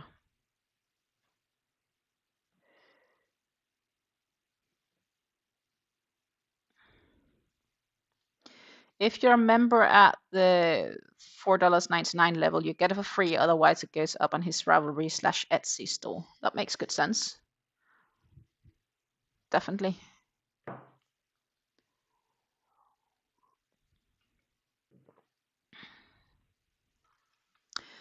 Rev says, oh, speaking of members.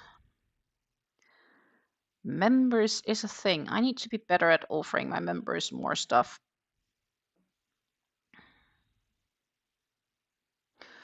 Oh my goodness! Rev is gifting away a membership. He is in a giving mood today. And that means that Blessed to Crochet has gotten a gifted membership from a Rev. And also we need a little party.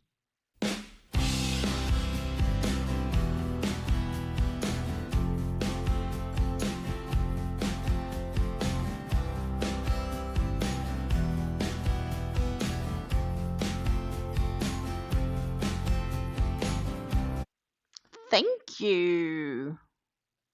That is so very, very appreciated.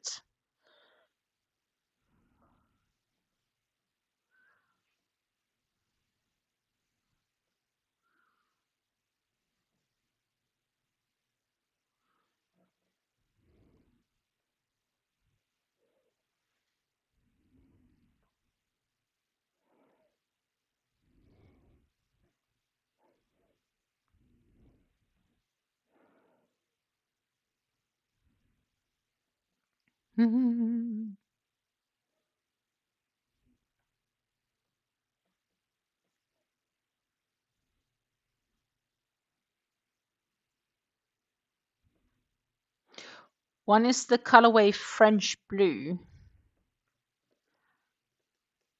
I am in a yarn mode. Oh, I want to get yarns, but I really shouldn't. I really shouldn't. I can't. Should not. Will not. Shall not.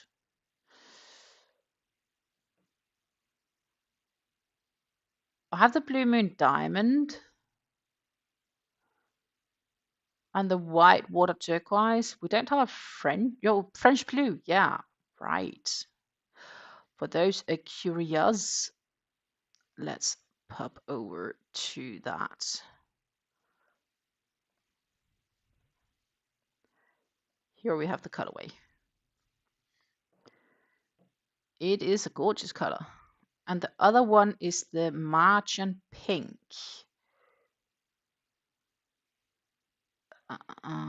That is this one.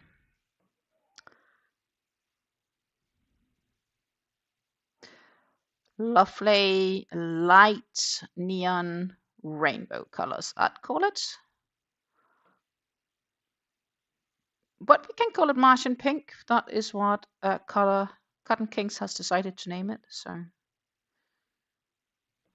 and they are on discount. I am 40% off, but I have enough. I want to get, but I have enough. No yarn for me this time around. But I could easily be tempted. I wonder how much this one center is to this one, the outer side. Like, they could be the same, potentially. Just thinking.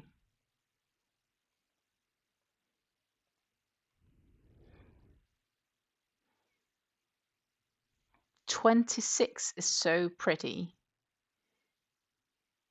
Yes, at Cora Red. I have one of those in my stash. I just haven't decided on what to make with it. But it's in my stash. And KAME Crochet just released a pattern like when I was in Denmark, so like during Easter, that uses this, and it was a gorgeous pattern.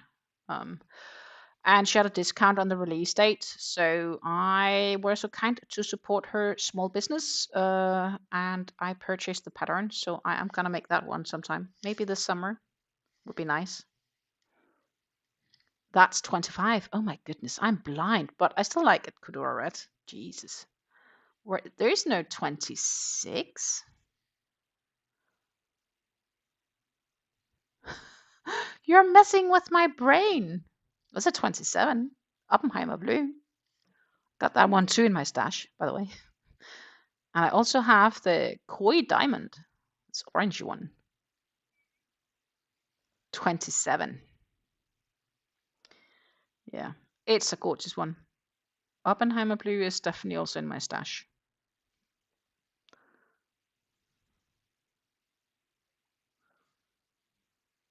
No, don't worry. This happens when a hobby decides to discontinue a color, then some of the numbers disappear, which is so confusing.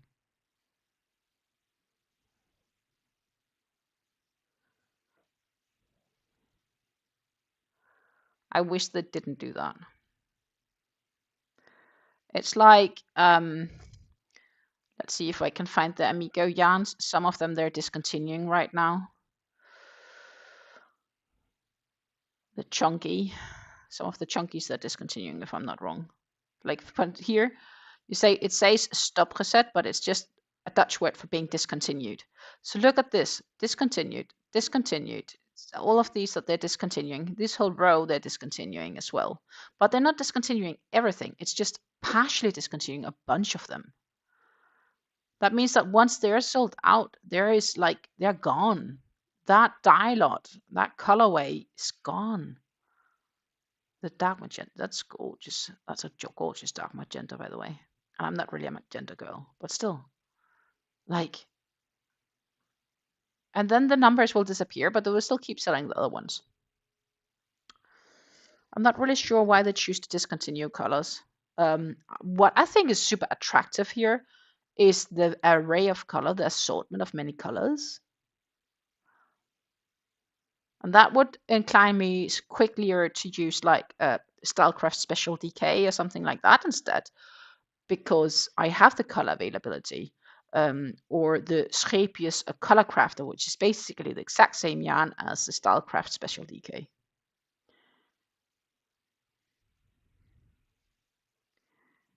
I was just checking what they had on sale because they have Tea Time. An extra fine merino. I had something I wanted to make. No, not the fine one. XL is for sale. Fruit Cells on sale. Hobbies. Universe is for sale. I have Universe in my stash. Alpaca Blaze. Can get cones. Silly Socks is cheap. Oh, here the XL. Technically, I should get this. But we have plenty of projects. We don't need to pick it up yet. And it's also more project for the autumn. So, no. And it will be on sale again in a month or two. Or they will discontinue it and then we'll be sad. Carnival is gorgeous as well. Plenty of gorgeous colors. And then, of course, we have the Cascata yarn. I'd really like to get a sweater out of this. Manea is also on sale, 50% off. Fio is a new yarn to me.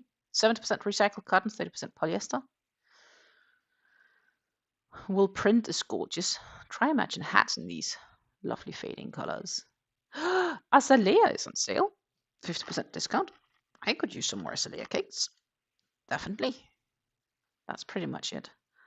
Azalea has not that many colors, but they do have a fair few.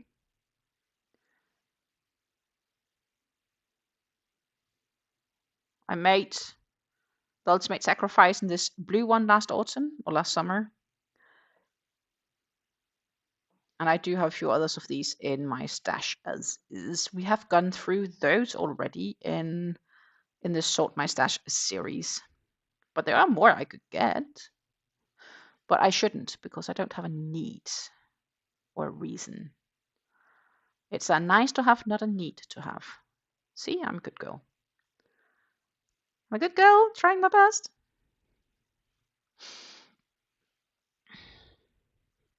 Rev says I can't work with superfine yarn. I would be tempted. Yeah. Benefits and disadvantages. You could like double strand them, but that would require, that would become really expensive, I guess. Also.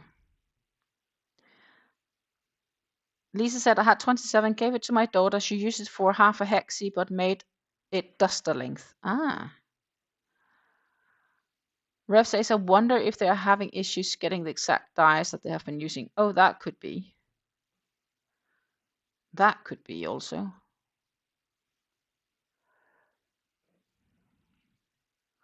And Lisa has a similar feeling, but just with the chunkier yarns. She can't use them, but she is tempted. Meanwhile, Lisa has been consuming 10 out of the 41 units. So units, I assume she means cakes, hanks, bowls, etc. of yarn items. Plus, I've made another unit cast on, but waiting on a knitting needle I've ordered for it. Do you need smaller needles? I'm just curious. I want to cast on new stuff. Need to cast on some knitting just to have it for quote unquote on the go.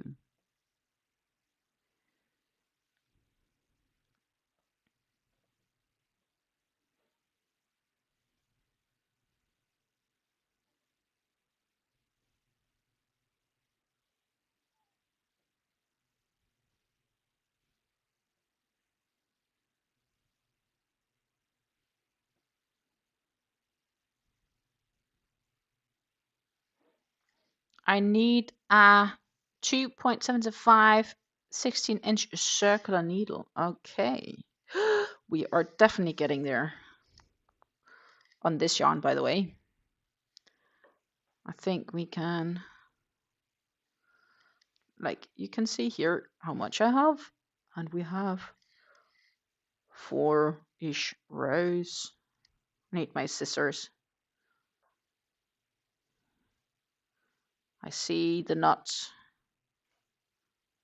See the knot. One more. There the yarn knot is. Look. Right here.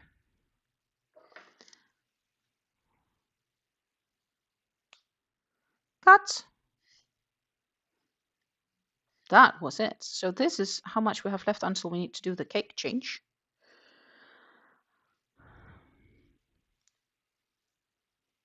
And that will be the third cake of this color that we will be adding. This was the second.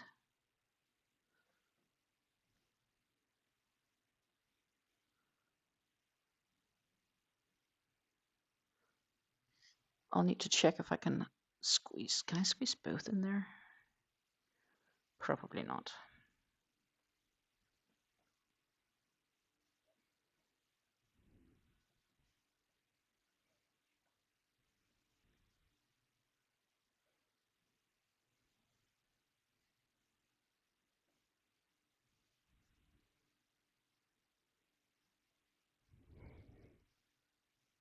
I didn't feel like knitting an entire muscle burrow on double pointed needles. No, I can not blame you for that.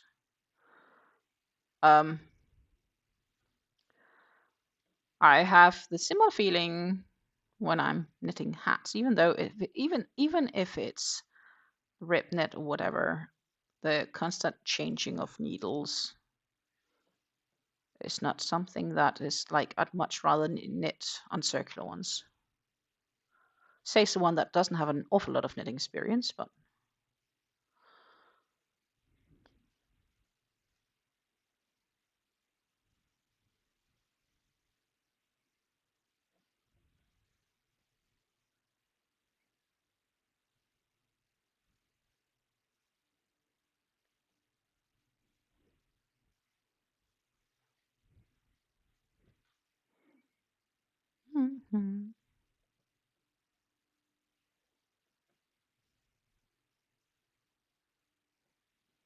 So that also means, by the way, ladies and gentlemen, that this Amigo yarn that I have for that vest I'm going to be beginning.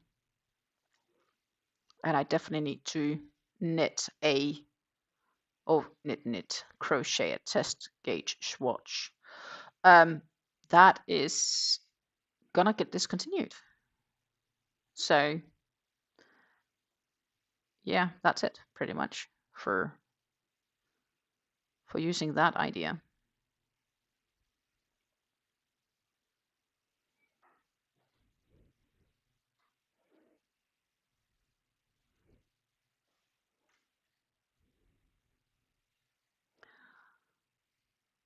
Do-do-do-do.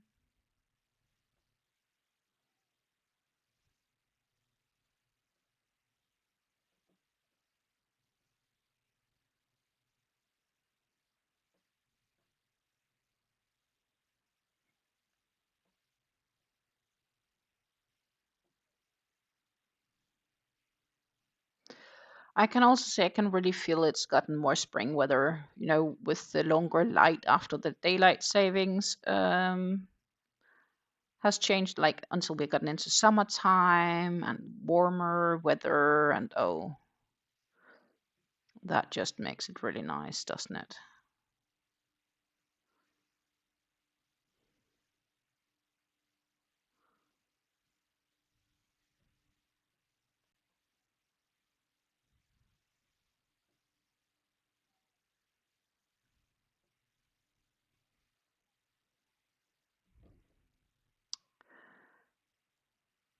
Oh, oh, oh, summer is coming.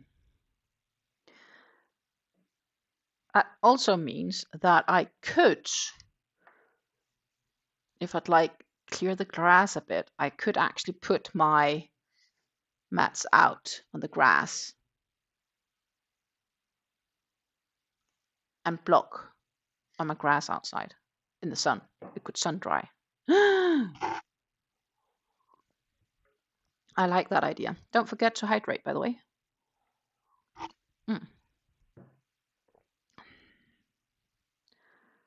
That is actually not a bad idea at all. Mm-mm. But it will require the dirty stuff when the grass is gone. Because right now the grass is a bit dirty. Just to clarify, our grass is made of plastic. We have fake grass because my partner suffers from hay fever. That means every time that the grass gets cut, he would go sneezing and he suffers so badly that he could get a bloody nose from it. So we do not have natural grass intentionally on our property.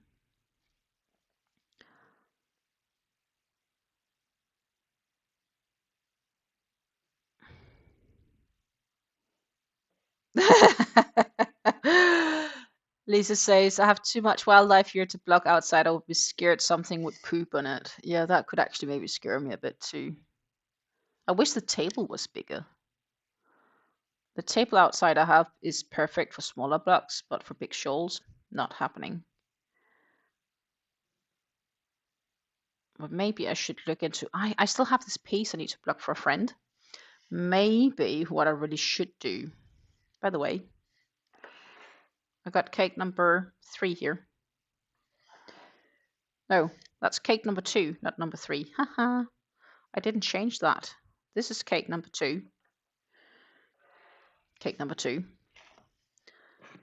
Cake number 1. Cake number 3 is here. Do I have room for 2 cakes in there? Not yet. Nope. That is a bit too optimistic. So, and since they had different blood numbers, I am intentionally trying to keep track of each of them as is. So,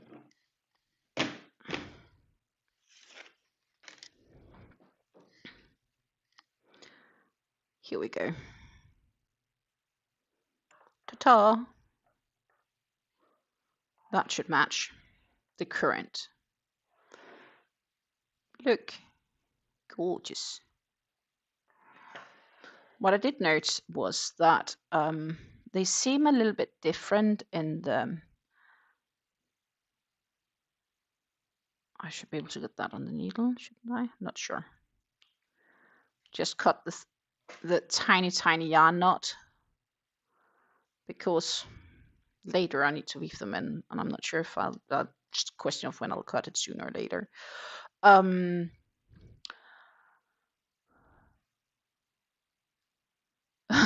Rev says, I've never made something I have needed to block. Technically, you can block blankets. And I guess it would be nice not having to block. But the thing is, I've seen the difference, and it looks much nicer when it's pre-blocked. So I am usually giving them a light block where I just wash or soak the shawl, not for long, in water, and then I'll pin it out and let it dry. Oh, that might be too short. And then I'll pin it out to dry. Ta-da!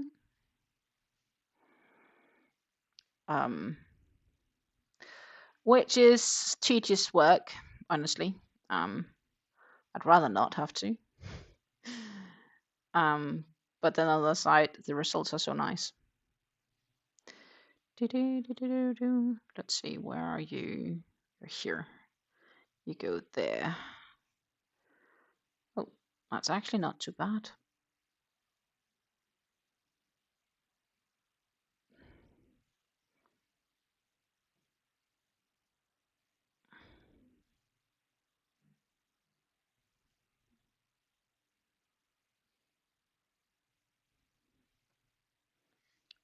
So,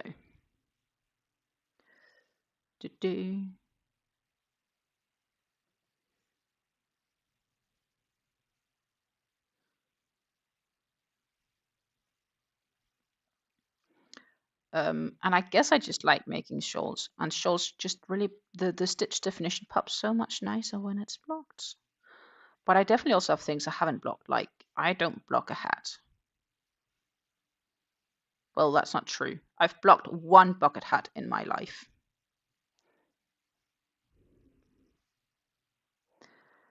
And I probably would be open to making it again at some stage.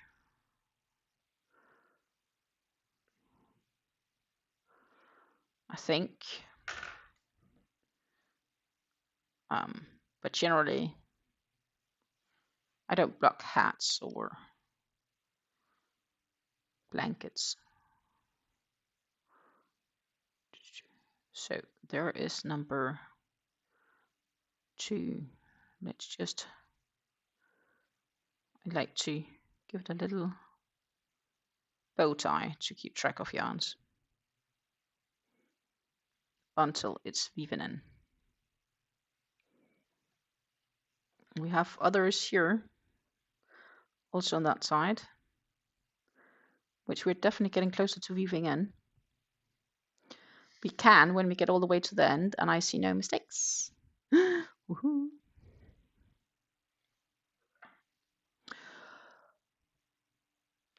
Rev says, yeah, but I only really work in acrylic, and those do not need blocking so much as relaxing the stitches. Yeah, probably not. Well, I have one, like I made the Icor shawl in the Hobby Universe. Trust me, that looked much better after I had blocked it.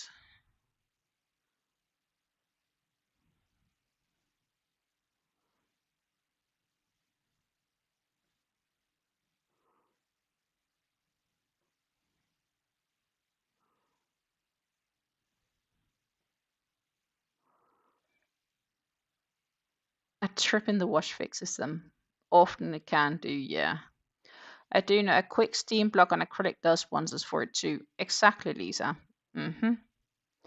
That's what I did with the Icor shawl, which I do have a short of, I believe. It's a Christmas one because technically it's a pattern for the universe Christmas. I will find it for you guys, and then I guess you can watch it at your convenience if you feel like it. But I will link to it in here. Let's see, shorts.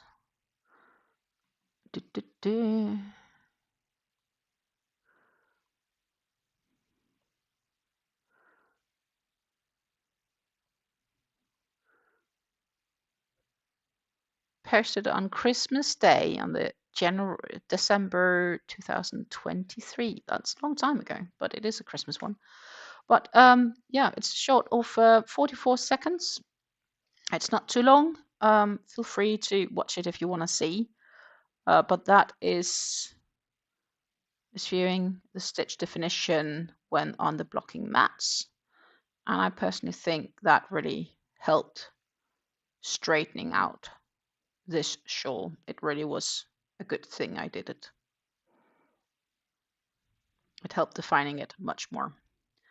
I think also some of Red Teapot LCA, so Ines, her shawl patterns, they need a steam block. It just makes the stitches pop even better. So. Meanwhile, Rev says my yarn usage as far as the amount of yarn used is more or less on track, but I've been doing smaller beanies and color work, so my skeins used for the month has cratered. It's between 12 and 20. Here it's 15. I've used 4 slacking. I'm up to 50 skeins used for the year. I'm not even close. I've been traveling though, so I guess I'm excused. And you saw how horrid March was to me. But March was also a really bad month in so many aspects. There was not much crafting done in March, so I am playing catch up here in April.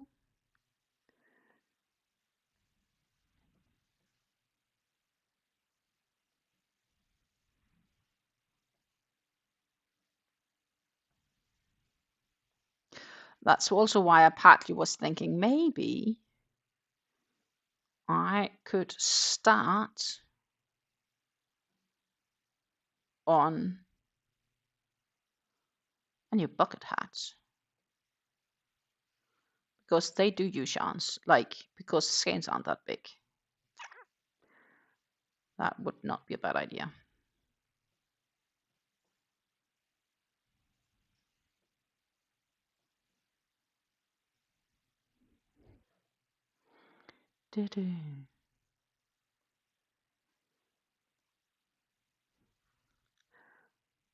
Because February and March was kind of similar.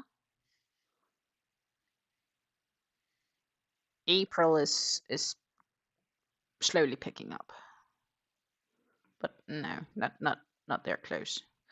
It will help, of course, if I'll throw on a rib knit beanie on my needles as well. Then we are back at me arguing if double stranding necessarily should be multiple colors or not. Not necessarily, I guess.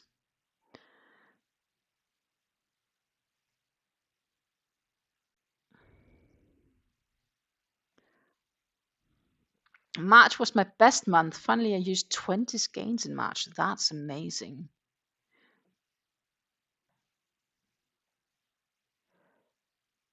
Valid. Lisa says any lace work benefits from a good blocking. I agree. And while this is not, it doesn't feel like lace work, I still think, this is also one of these shawls that benefits from a good block.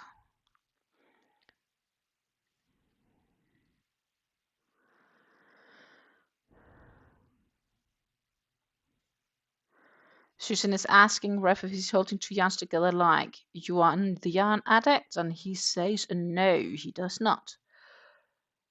He's only ever made it one double-stranded thing. It feels okay doing it for the beanies. Somehow it feels like they turn out warmer or something like that. Yeah. I've been tempted on yarn shopping to get yarns with the purpose of beanies, but I haven't. I've been a good girl. Kept myself not to.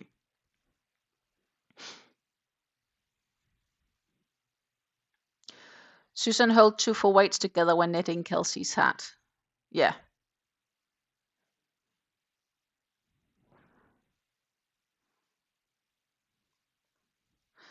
Lisa says I have a bunch of knit dips and planned projects, they slow me down.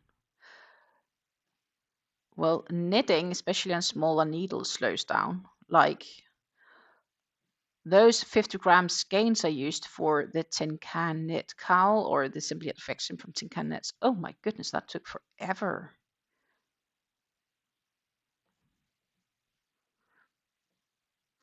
And I saw Kelsey's latest, I think, live that she is knitting on a very, very like thin top-ish thing. And I was like, ooh. And she also mentions she definitely found it time consuming, or like, you know, it takes longer time before work gets completed. And that's just how it is with thinner yarns, right? Like it takes longer.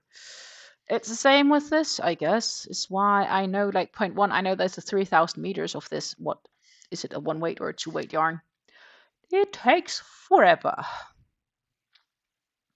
Literally forever. And that's okay. You know, I'm just fine with it. Let's see, that is actually, I'm just going to have to check on the pattern because we are at a point where it's handy dandy to do so. Yeah, it's the same as before.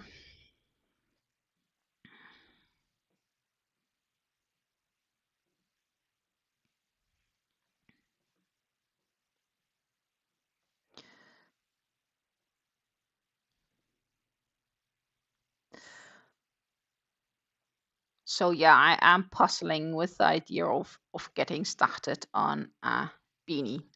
Not a beanie, a bucket hat, another bucket hat. Because I can. And it is getting summertime, so that is actually not a bad idea to do. I did find the yarns. It would use me a skein, but I would have like a couple of half skeins, and those I would then likely put into my scrap stash for this scrap project I'll eventually have to make.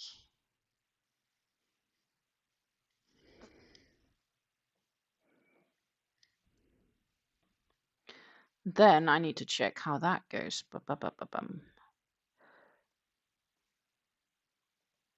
Let's see here. Let's catch up on chat first. My kids are all getting socks for Christmas again, which takes a while to do. Plus, all my boys are getting fingering weight muscle bros. Yes, because sock weight yard takes forever. Rev currently measured his current whip, and it is about 57 inches across, or about 1 meter and 45 centimeters. Nice. Nice, nice, nice. Let's see. Okay, I need to focus for a minute, gentlemen and ladies. Okay, skip 3 stitches. And then 1, 2, 3, and then I need to do double crochets even in the spaces and in the stitches. So we will do that.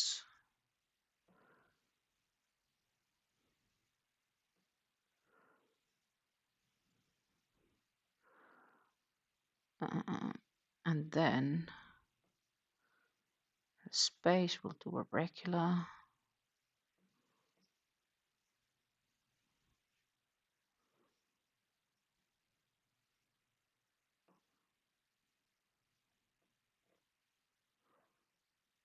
And then we another 4.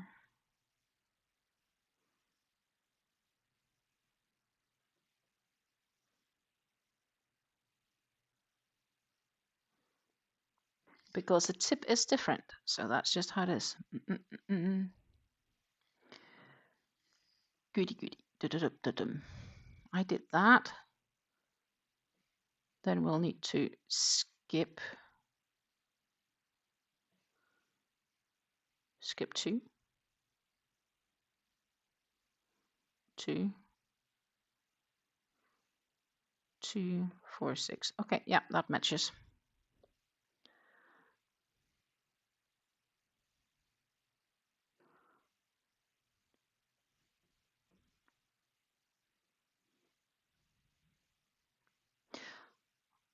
does require a little bit of counting, as I said. It's not too bad though.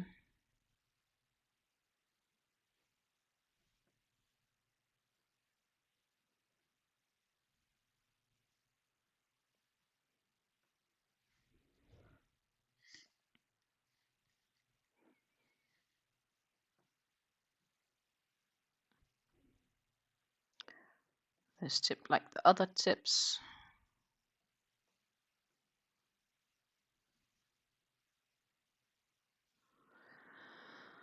A bit sad that Megan isn't here today.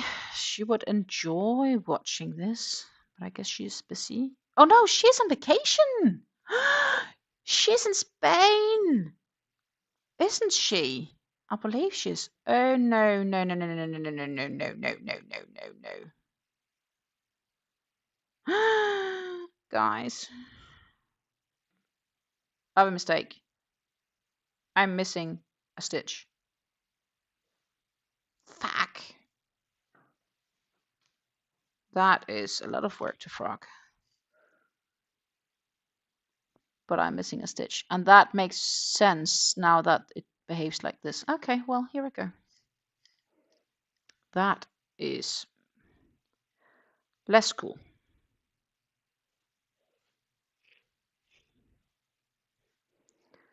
Ew, ew, ew. Exactly, Megan is on holidays. I'm frogging, guys. For crying out loud.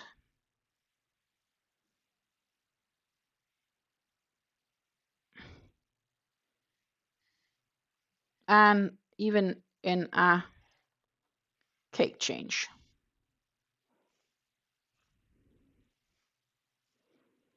Okay, that's just how it is.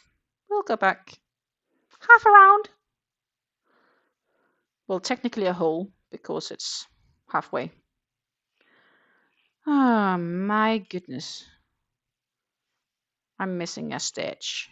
I've been so diligent today. Apparently not diligent enough. It is painful. Thank you for feeling my pain. That means that we won't reach to finish that row today. Maybe reach to finish this one, but not the other one that I started on. Oh my goodness. We do like this. We'll flip over here. Of course, that will fit with the working direction.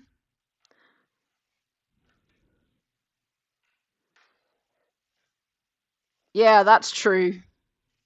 That's a benefit of this kind. Yeah. But still, especially in a project like this where it keeps growing, it just quicker quicker takes more time, right? Oh my goodness. This is sad. Sad, sad, sad. All of this work for nothing. Well, eventually it's not for nothing, but it's missing right here. It's missing a stitch right there. And I was so focused on doing it right. I think that's maybe what went wrong. That I wanted it so badly to be right because it was different from the rest. Do you know what I mean? Like sometimes if you focus too much, it goes wrong.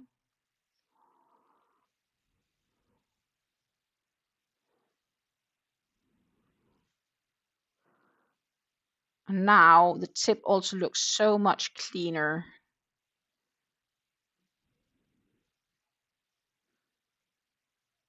It's more pointy. But yeah, no wonder when there's a whole stitch missing. I was like, it's like kind of taking a fun turn. Okay, yeah, maybe. And then I didn't think more about it. I should have like, why am I not more awake? Ah, oh well. I get to enjoy the shan twice.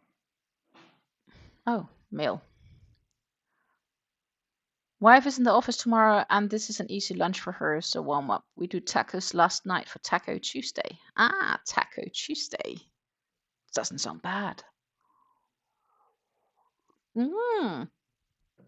And Lisa's daughter's coming over tomorrow, so she'll be making roast beef then.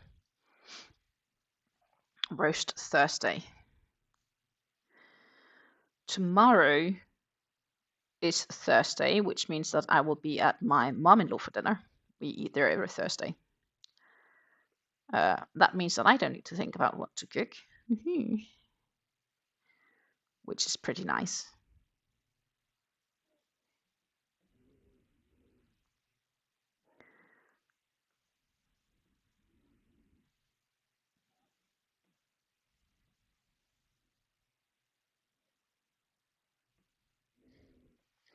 Have you seen this yarn pile? That's what we unraveled, plus some on the other. I am crying a little bit still on the inside.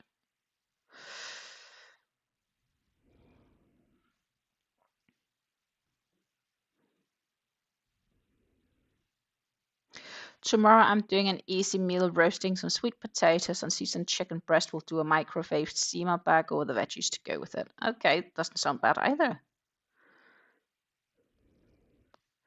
I had a period where I did like sort of veggie pastas, which means basically I would take a zucchini and I will like slice it into thin long slices just as if it were spaghetti, and use and boil that instead of spaghetti to kind of like lessen some calories.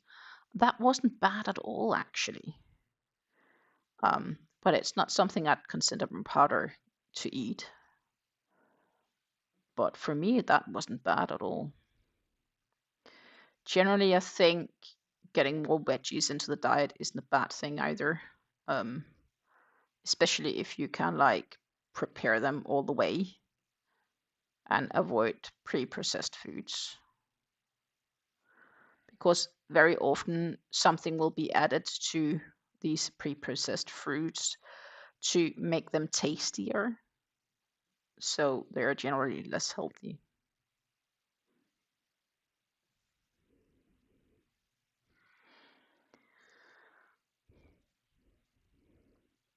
I have to take my son to the doctor this afternoon, and then he has his driver's class this evening, so that's why we're doing leftovers today. Sometimes leftovers is just handy dandy.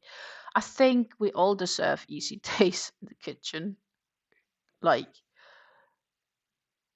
I didn't cook a lot when I was living on my own, for example, just because why would I just cook for me? Point one, it's more expensive to cook for one person.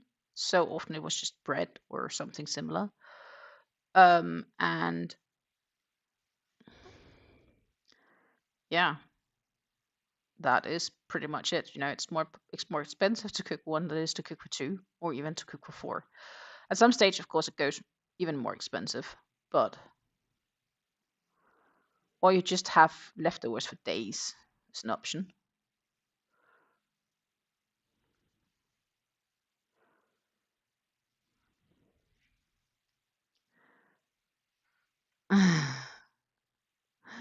Susan says, sound good. Rev says, I hit 45 last year, so I'm trying to eat slightly better to lose a bit of weight and have more fiber. Clever guy. And oh, goodness, Rev, you're a youngster almost.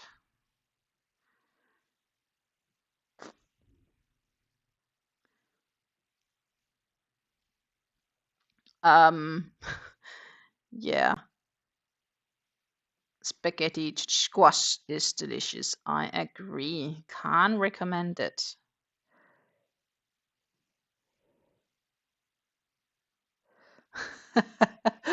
Rev says I'm down almost 40 pounds from the heavy, so I can't complain too much. I still will, but I really shouldn't. I make spaghetti on a Friday, and we just do leftovers the whole. And we will just do leftovers the whole weekend. Yeah, that makes.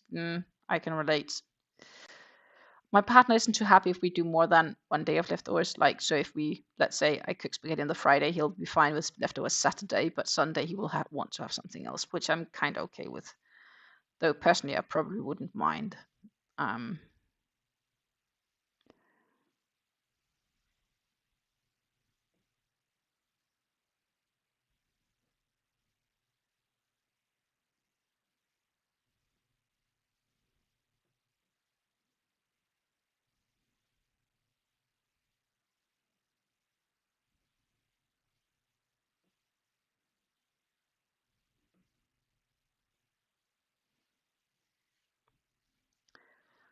And I'm trying to shred a few pounds, but that is kind of standing fully still.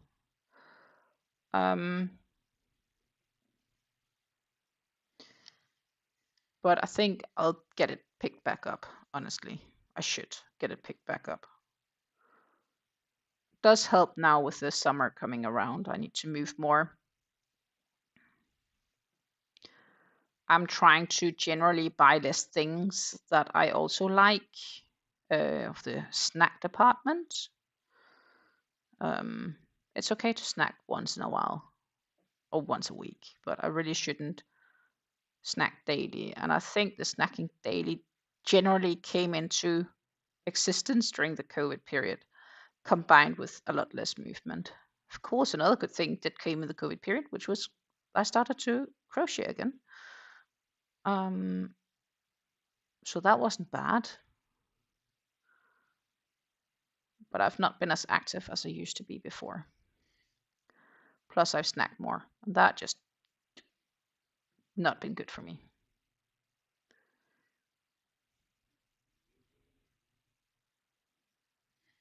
Which is logic, basically.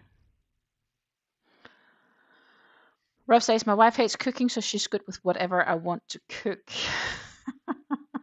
My partner hates cooking too, but that doesn't mean he won't show his displeasement if he's had the same 3 days in a row.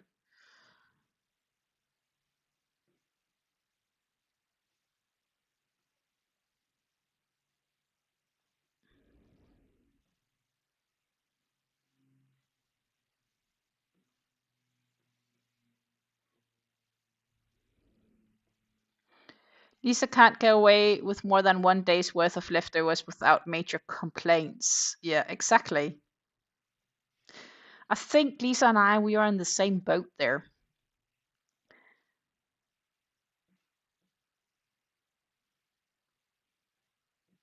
But I could easily live with you, Rev. Like, you know, you and me, we could eat leftovers for 2 days if that was what was fitting in the cooking pot. I would have no issues with that, assuming it's a dish I like.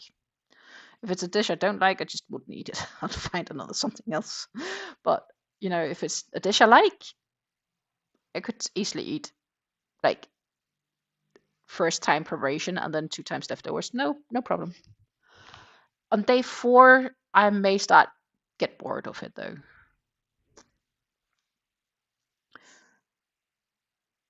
I generally never make something she would not like unless I'm trying out a new recipe and it does not come out. I'll tell you guys something funny afterwards.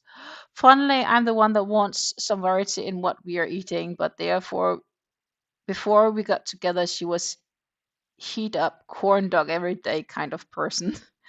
Yeah, just take the easy road, so to say. Trying new recipes. Generally, we like a good soup here in the house.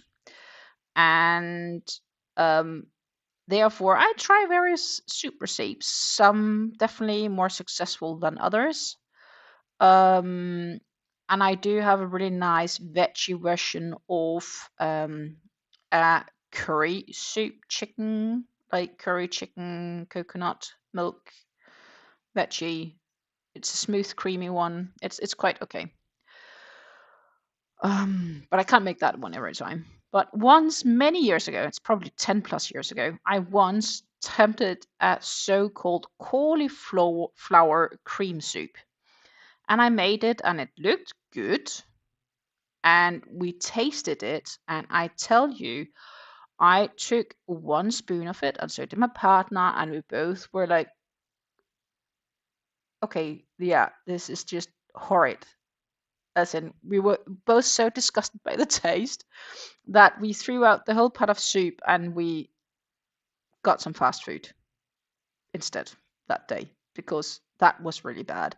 And every time since, when we are talking about trying something new, we just look at each other and say, as long as it's not like the cauliflower soup, because we both know how bad that went. Uh, so the cauliflower soup is kind of a reference on when food tastes really shit. uh, and I guess it helps when we both kind of disliked it. You know, he feels less bad saying it's not good than he would do if I would like it and he wouldn't. But yeah, that was kind of funny. Yeah, but we cast it all out, the whole pan. It was really not very tasteful at all. And it wasn't because it was burnt, it just didn't taste good, literally. It just did not taste very nice. Yes, Rev says it's nice to have a benchmark. I totally agree. Well, the cauliflower soup is our benchmark for can it get worse? And if we compare something with the cauliflower soup, you're pretty well aware it's bad. That's bad. Right. Mm.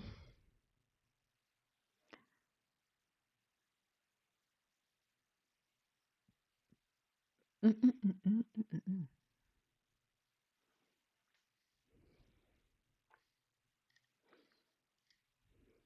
Look, we are halfway through, almost a bit more.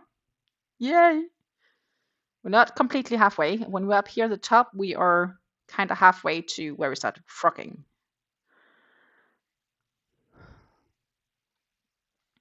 Lisa says I did something similar years ago with the mushroom soup, laughing. Yeah, I think every cook at some stage has been there where they made something and they were like, okay, what was this?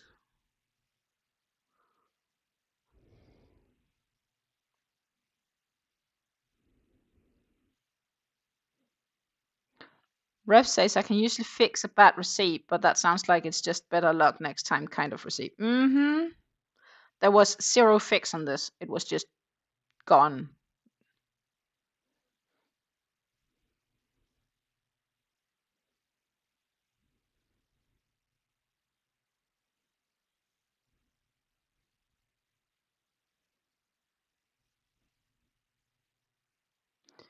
You know what? It's asperges season, um, which means that it's time for asperges soup.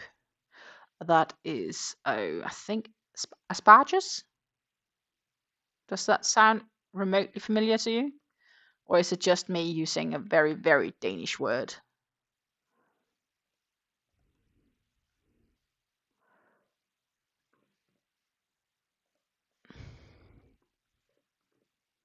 Yeah, asparagus. Yeah.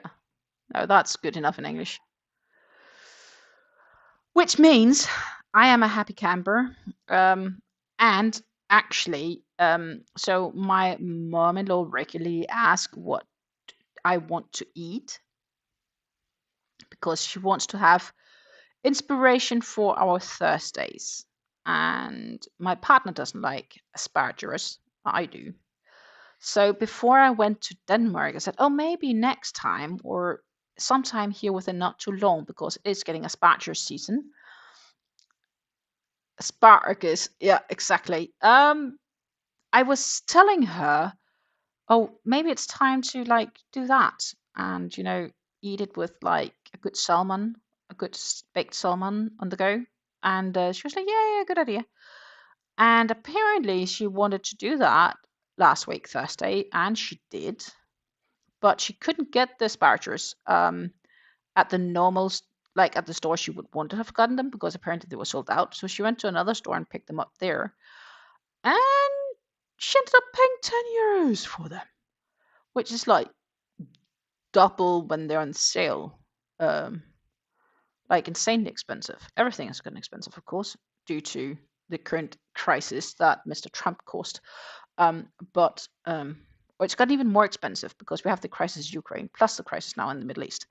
But she did get them, and I was like looking at her like, dearest, just we could have waited a week or two if that meant you could have gotten a better offer. You don't need to pay a fortune for them. But well, she does enjoy them herself, so that helps.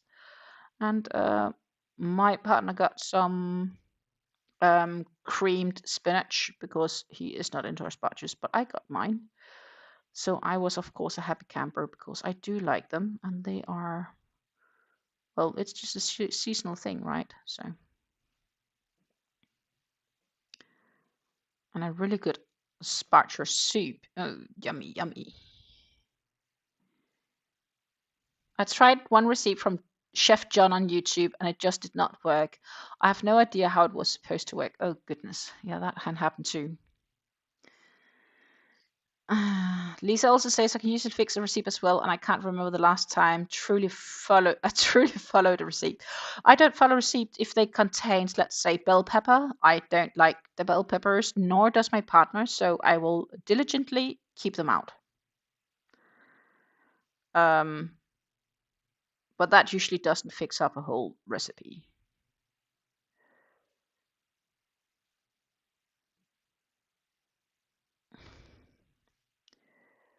Lisa says a roasted asparagus is a draw worthy. I do agree. It's tasty. I get in the mood for them again, and I had them Thursday.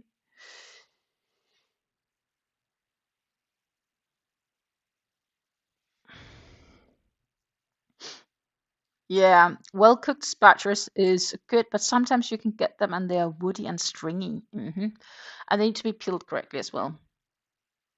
So these were white ones. Most things get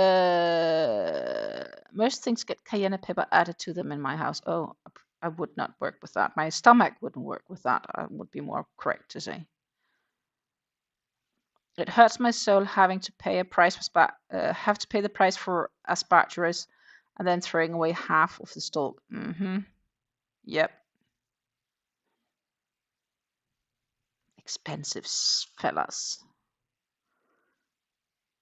That is what they are, and nice. Apparently, there was a shortage of workers willing to harvest them here in the Netherlands. That might also be related to why the prices then go up. I suspect.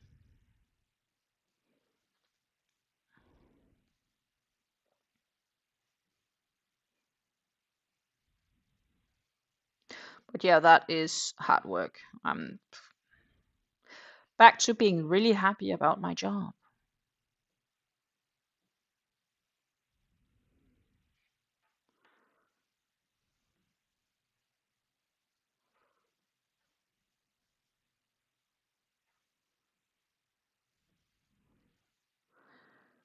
So if we're lucky, we can get all the way to where we got to add the yarn. Plushish and delicious. Then I don't know if that's gonna be the end. It would be nice though to see if I can catch up with what I frogged during this live. The fact that I had missed a stitch.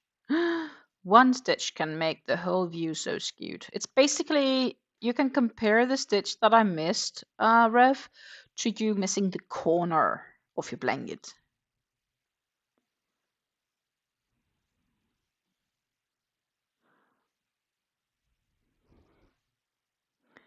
The thing about asparagus is if you plant it, you can't harvest it for 3 years. That's crazy. Yeah, and these were steamed. Were nice.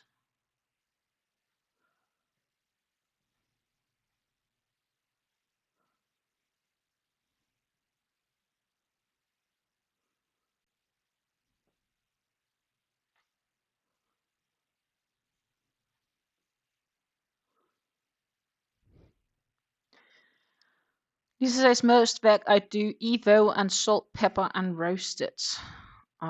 We had a period, especially at my parents' place, where they would do roast veggies in the oven.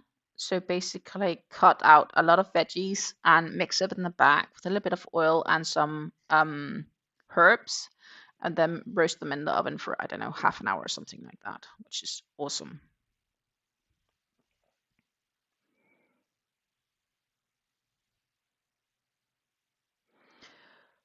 Ref says, yeah, the Evo is needed so seasoning sticks. I wonder what Evo is now. Must be a shortening or something fancy. Could Google it. But I'll then in that event wait for that for the end of this row. Because I'm almost at the end, which means I'm halfway through what we frogged. Woohoo!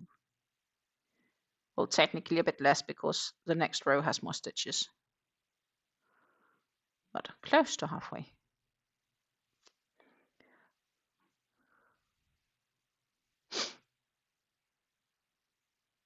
Extra virgin olive oil. Aha! Duh. Okay, thank you. I learned something today. Maybe the next live should be something being like, bring your whips and let's talk cooking.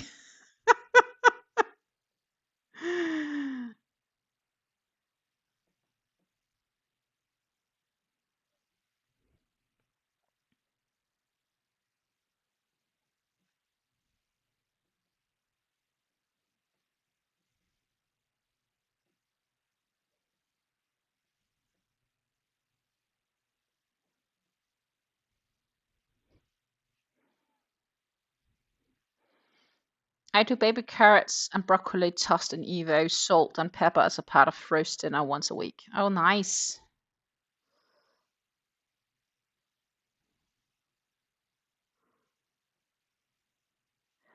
But yeah, if I just roast the veggies, my partner'd rather like them cooked, so they're mushy.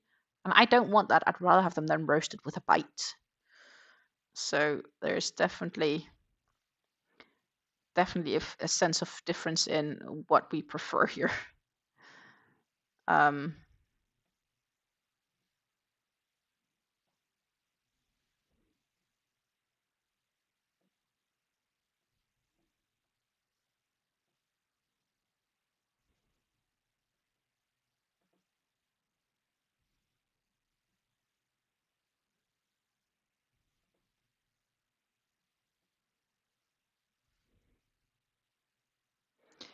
Guys, 3 more double crochets and I am at the end of this row.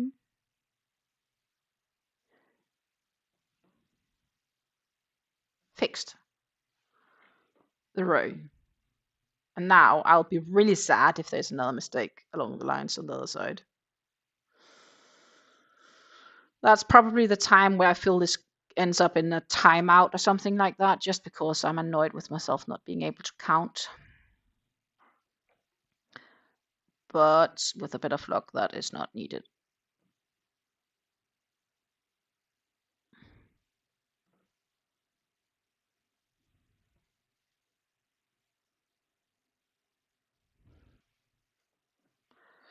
Do-do.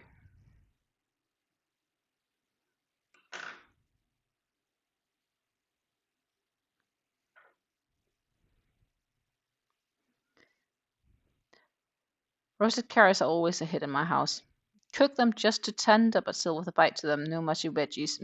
I agree. I'm totally on you guys.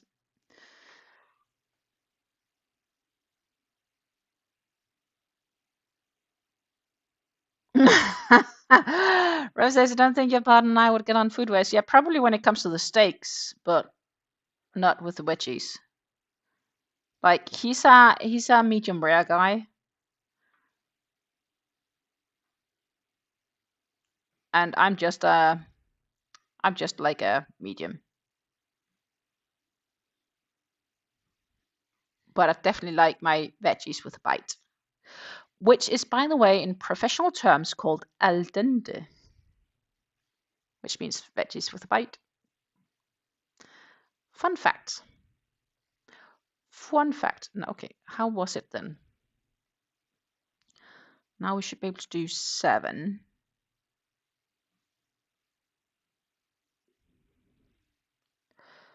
My goodness, that was not so fun going all the way back. But What aren't we doing for a perfection?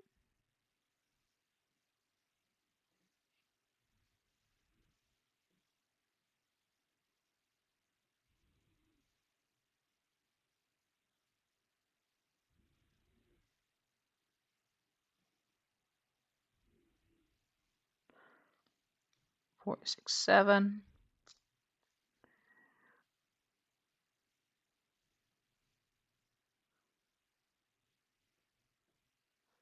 And then it's 2, 2, 2, chain 2, 2, 2, 2.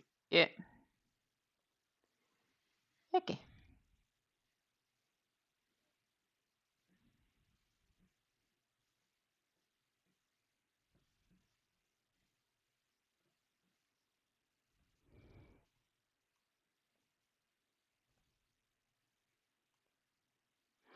I eat my steak rare. My hubby and son are medium rare steak people. So we're all different. I'm not a rare steak person. My hubby could probably do rare to medium rare, but he's usually like just doing medium rare when we're out.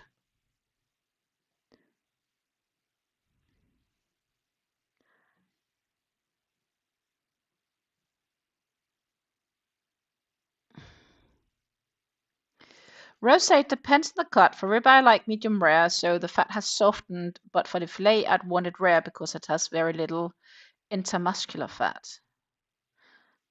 Good point. Never thought about it like that.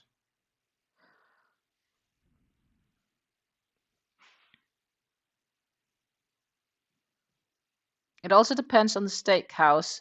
I'm at the local Texas Roadhouse, always overcooks the steak, so order one level down. Yeah, that's definitely also an option. Oh, I feel like I need to go to a good steakhouse. It's been a while.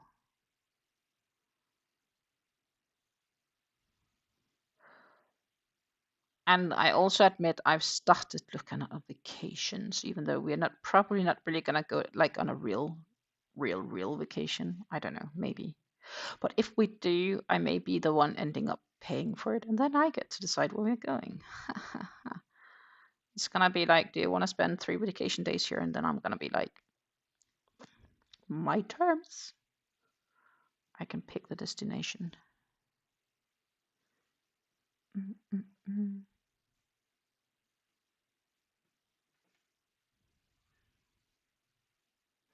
But if I do, maybe instead I should actually do it as a surprise, being like, do you have vacation on those days? I'll order something. You'll know where we go when we get to the airport. That could be cool.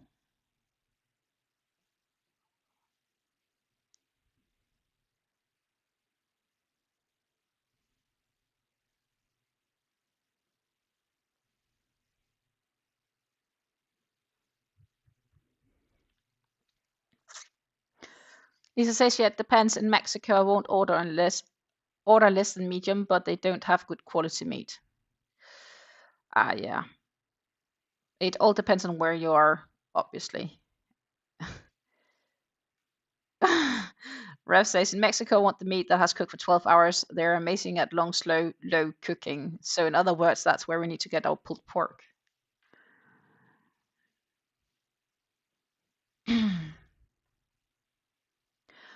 Lisa says, I've had time ordering steak in a restaurant. I can almost always make a better steak with better quality meat at home. Well, then definitely no steak when you're out.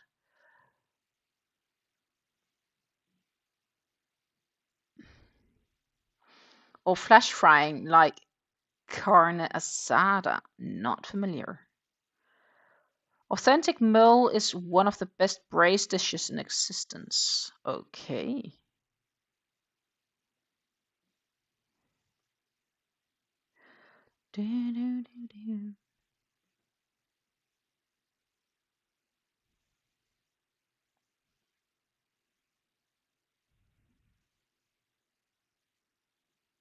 So I am just doing my due diligence right now to prevent mistakes. Because I have a feeling checking a few times is definitely going to be quicker than frogging.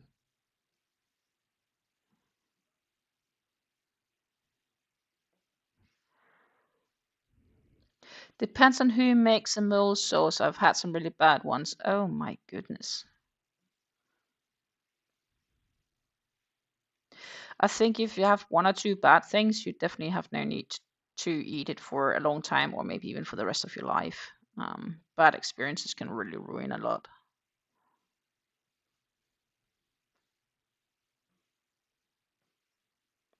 Aha, mole. I just read mole as a, those animals in the ground that makes moles. I have learned something, but mole. Okay, cool. It's a high skill level dish. Okay. Mole. Definitely not familiar with that one. Should it be Googled? Authentic mole. Sorry, mole. Recipe.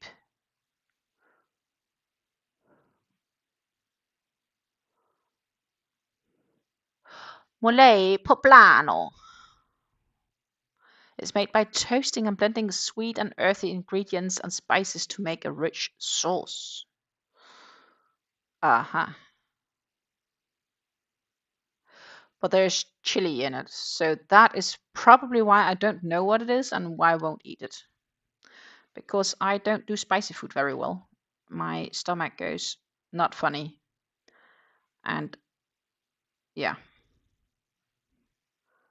Like, if you watch those hot ones, I would die at level 1.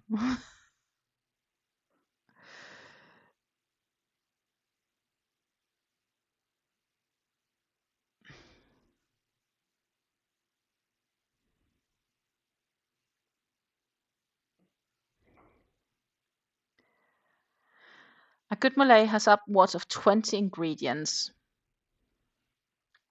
Lisa says I once had a Malay that had been simmering and constantly added to for 7 years. Oh, wow.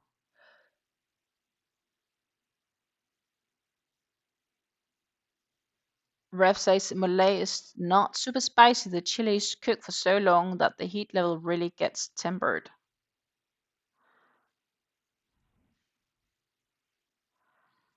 Yeah, but I just feel it's, I guess, thought of it. But maybe it's not too bad then. I don't know. I would be afraid of ordering it as my main dish unless I've tasted it before, purely because of chili. Like,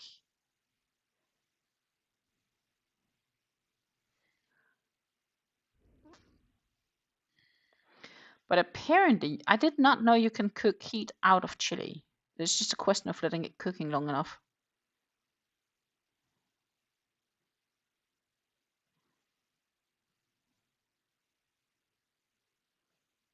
Who would have thought? Now you know my experience with chili in the kitchen. It's limited to 0. I think part of this is also, I don't know, so my stomach doesn't like it much, but I think also not being used to it from a childhood because, with no offense given or meant, my parents' kitchen or dishes that we used to get were a bit more on the bland side. Um, the spices a good they know is salt and pepper, regular black pepper. And that's pretty much kind of it-ish.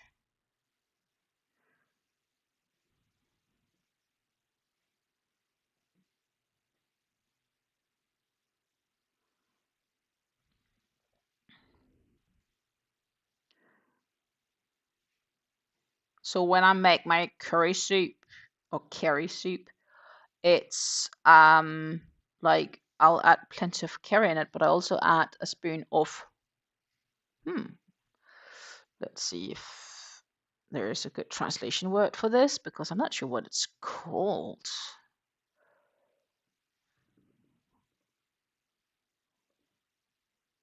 Turmeric. So it gets both curry and turmeric. Turmeric more for the color, actually.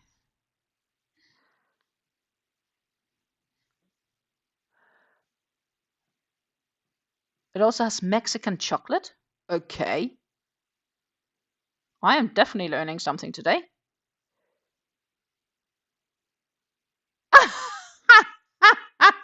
Rose says that sounds like what we assume the European diet is. Mm-hmm.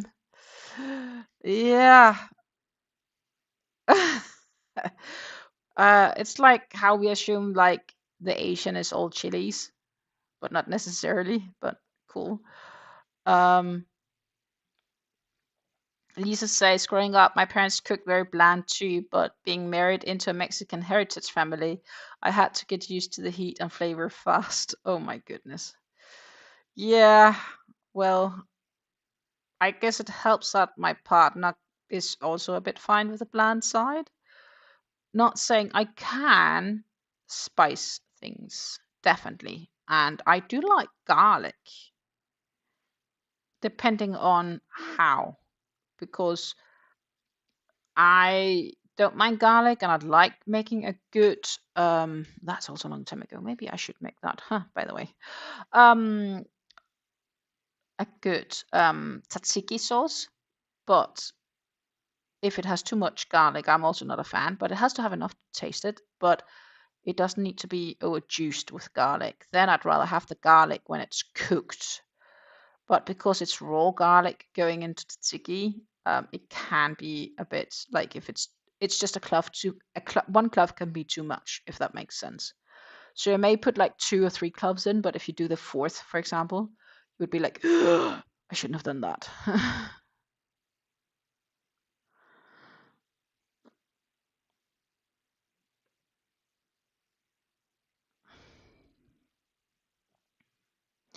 Yeah, looks good so far.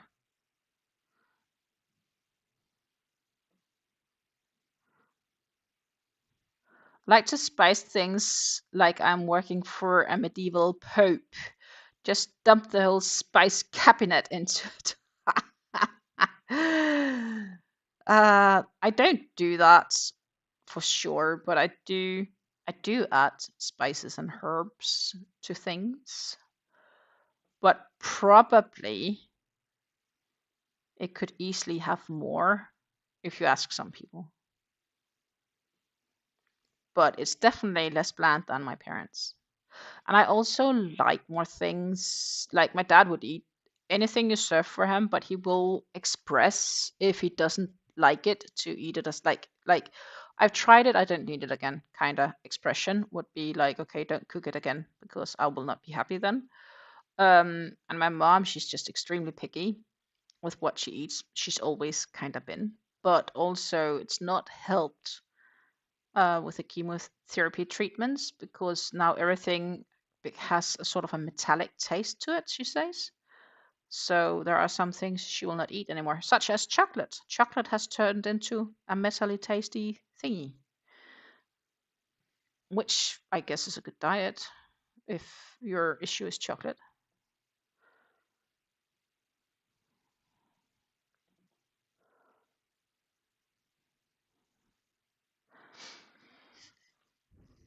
When I make a pot of chili con carne, I quite literally put like 50 things into it. I'll just avoid the chili con carne because, well, the word chili is there, which tells me enough. That would be clever to stay away. Then I'd rather have the beans like not as a baked beans, but like fried beans with various veggies and so on, or in an omelette, whatever, much better.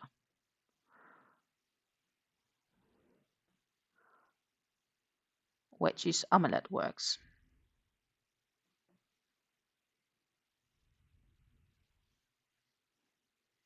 By the way, Mexican cooking chocolate does not have any sweetener or sugar in it. Oh ho! I did not know that.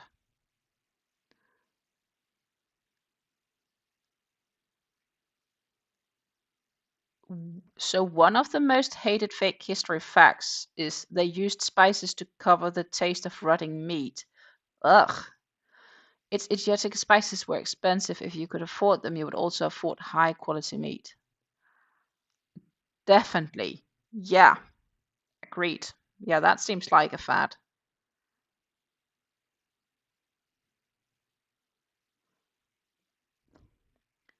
I make homemade taco seasoning that has pure cocoa powder in it, unsweetened, and it really has a lot of depth to it. I've never tried adding chocolate in this sense to food. But I will say, if you make pancakes, and I'm not talking about the thick American ones, I'm talking about more like the crêpe Suzette thingies, like the thin ones you can flip and roll and so on.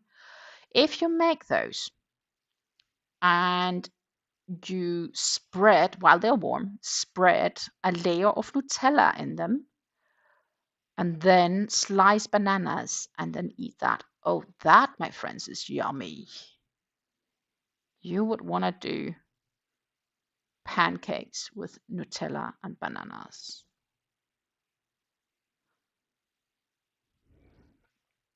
But yeah, I would personally never have thought about adding coca to beef. Nope. So that is interesting. Has to be worth a try at some stage, but I don't. I think we only have like sweetened coca here. So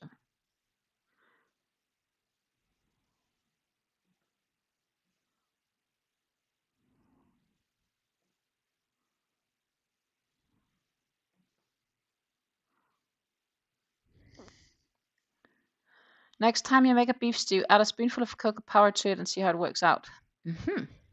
Mexican cooking chocolate almost always has cinnamon and often almond in it. I can see cinnamon, definitely.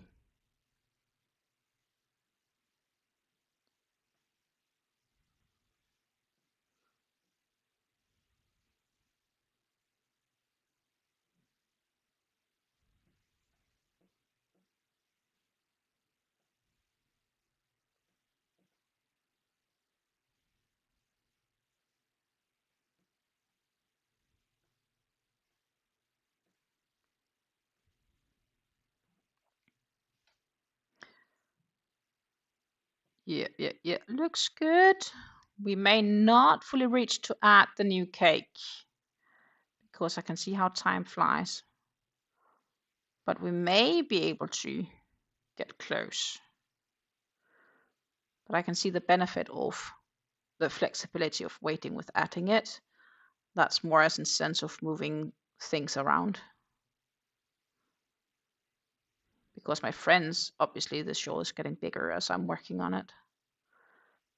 It could have gotten bigger today if it wasn't because I missed a stitch. But that's my own fault. Definitely not yours.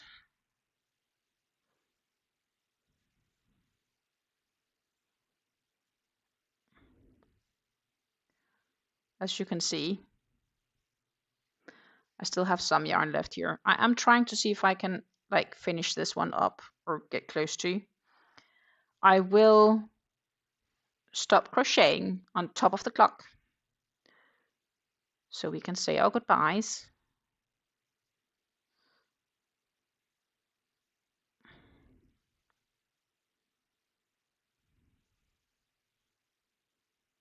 I've also added a spoon or two of instant coffee to beef dishes. Okay, well, I will definitely skip that part. Coffee gives me, like, I become nauseous by the smell of coffee even. So, no coffee. Like, I know tiramisu is an awesome dish. A lot of people like it. I will not eat it because it tastes of coffee or mocha. Ugh.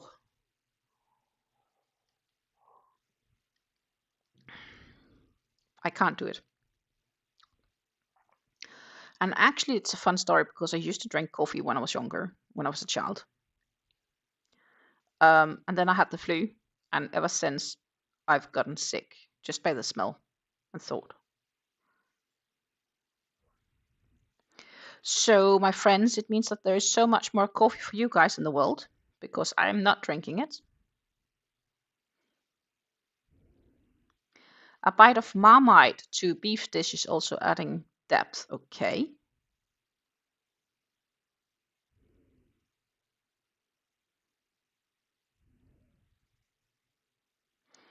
Lisa says, fair enough. I can't taste the actual coffee. It just adds depth, but I understand.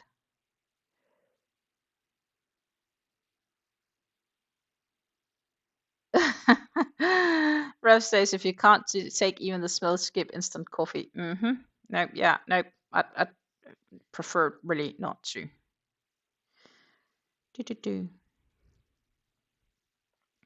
So, guys, it slowly means that we are coming to an end here, and we'll be back on Friday. I will say that I am likely to maybe continue working on this, and henceforth we will definitely have added the next cake by then. If we have had a color change, I don't know. We'll have to see. But I will continue working on this because it is such a big project that I do not want to know how many hours we can craft on it if I only do it on the lives. I just have to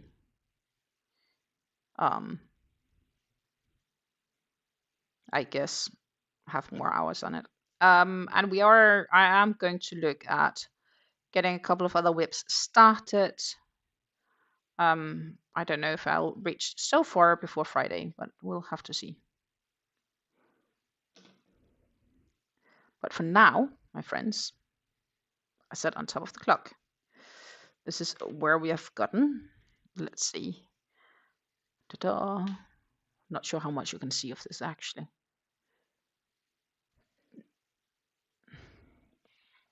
It goes a bit funky here at the heart, but we are getting there to get some more colors on this. And this is the front page, front side, because you can see here the riveling from those posts that was made.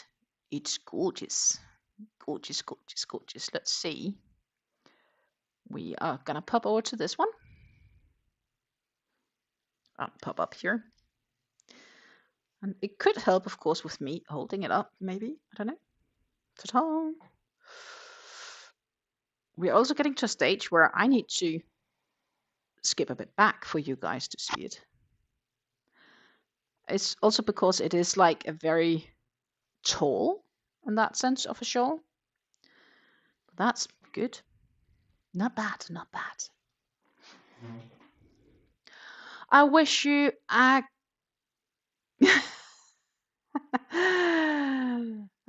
let's see here. I'm just catching up. I'm angled at the end of the sentence, damn Alexia. Oh, I also got mushroom powder that adds a ton of umami to beef. Oh, that could be interesting. Look at this wave-free content. Yeah. Have a good couple of days. See everyone on Friday. I'll definitely see you guys on Friday. Valid, Lisa. They are your whips. Work on it. What you want, when you want. And yeah, this shawl is going to be so pretty. I hope everybody is going to have an awesome day for the rest of the day and what's left of it. I hope that the crafting guts are with you and causes you to make no mistakes, so you have no frocking to do. And then I will see you either in another video or I will see you guys on Friday during the next live. I will be live Friday around 2 p.m. Central European Time, so that's about 8 a.m. Eastern, 7 a.m. Central, etc., depending on where you are in the US, if you're joining from the US. And if you watch this live from the start to this point, thank you ever so much for your support. Believe me, it's so much appreciated. Take care. I love you all, and I see you definitely on Friday. Bye.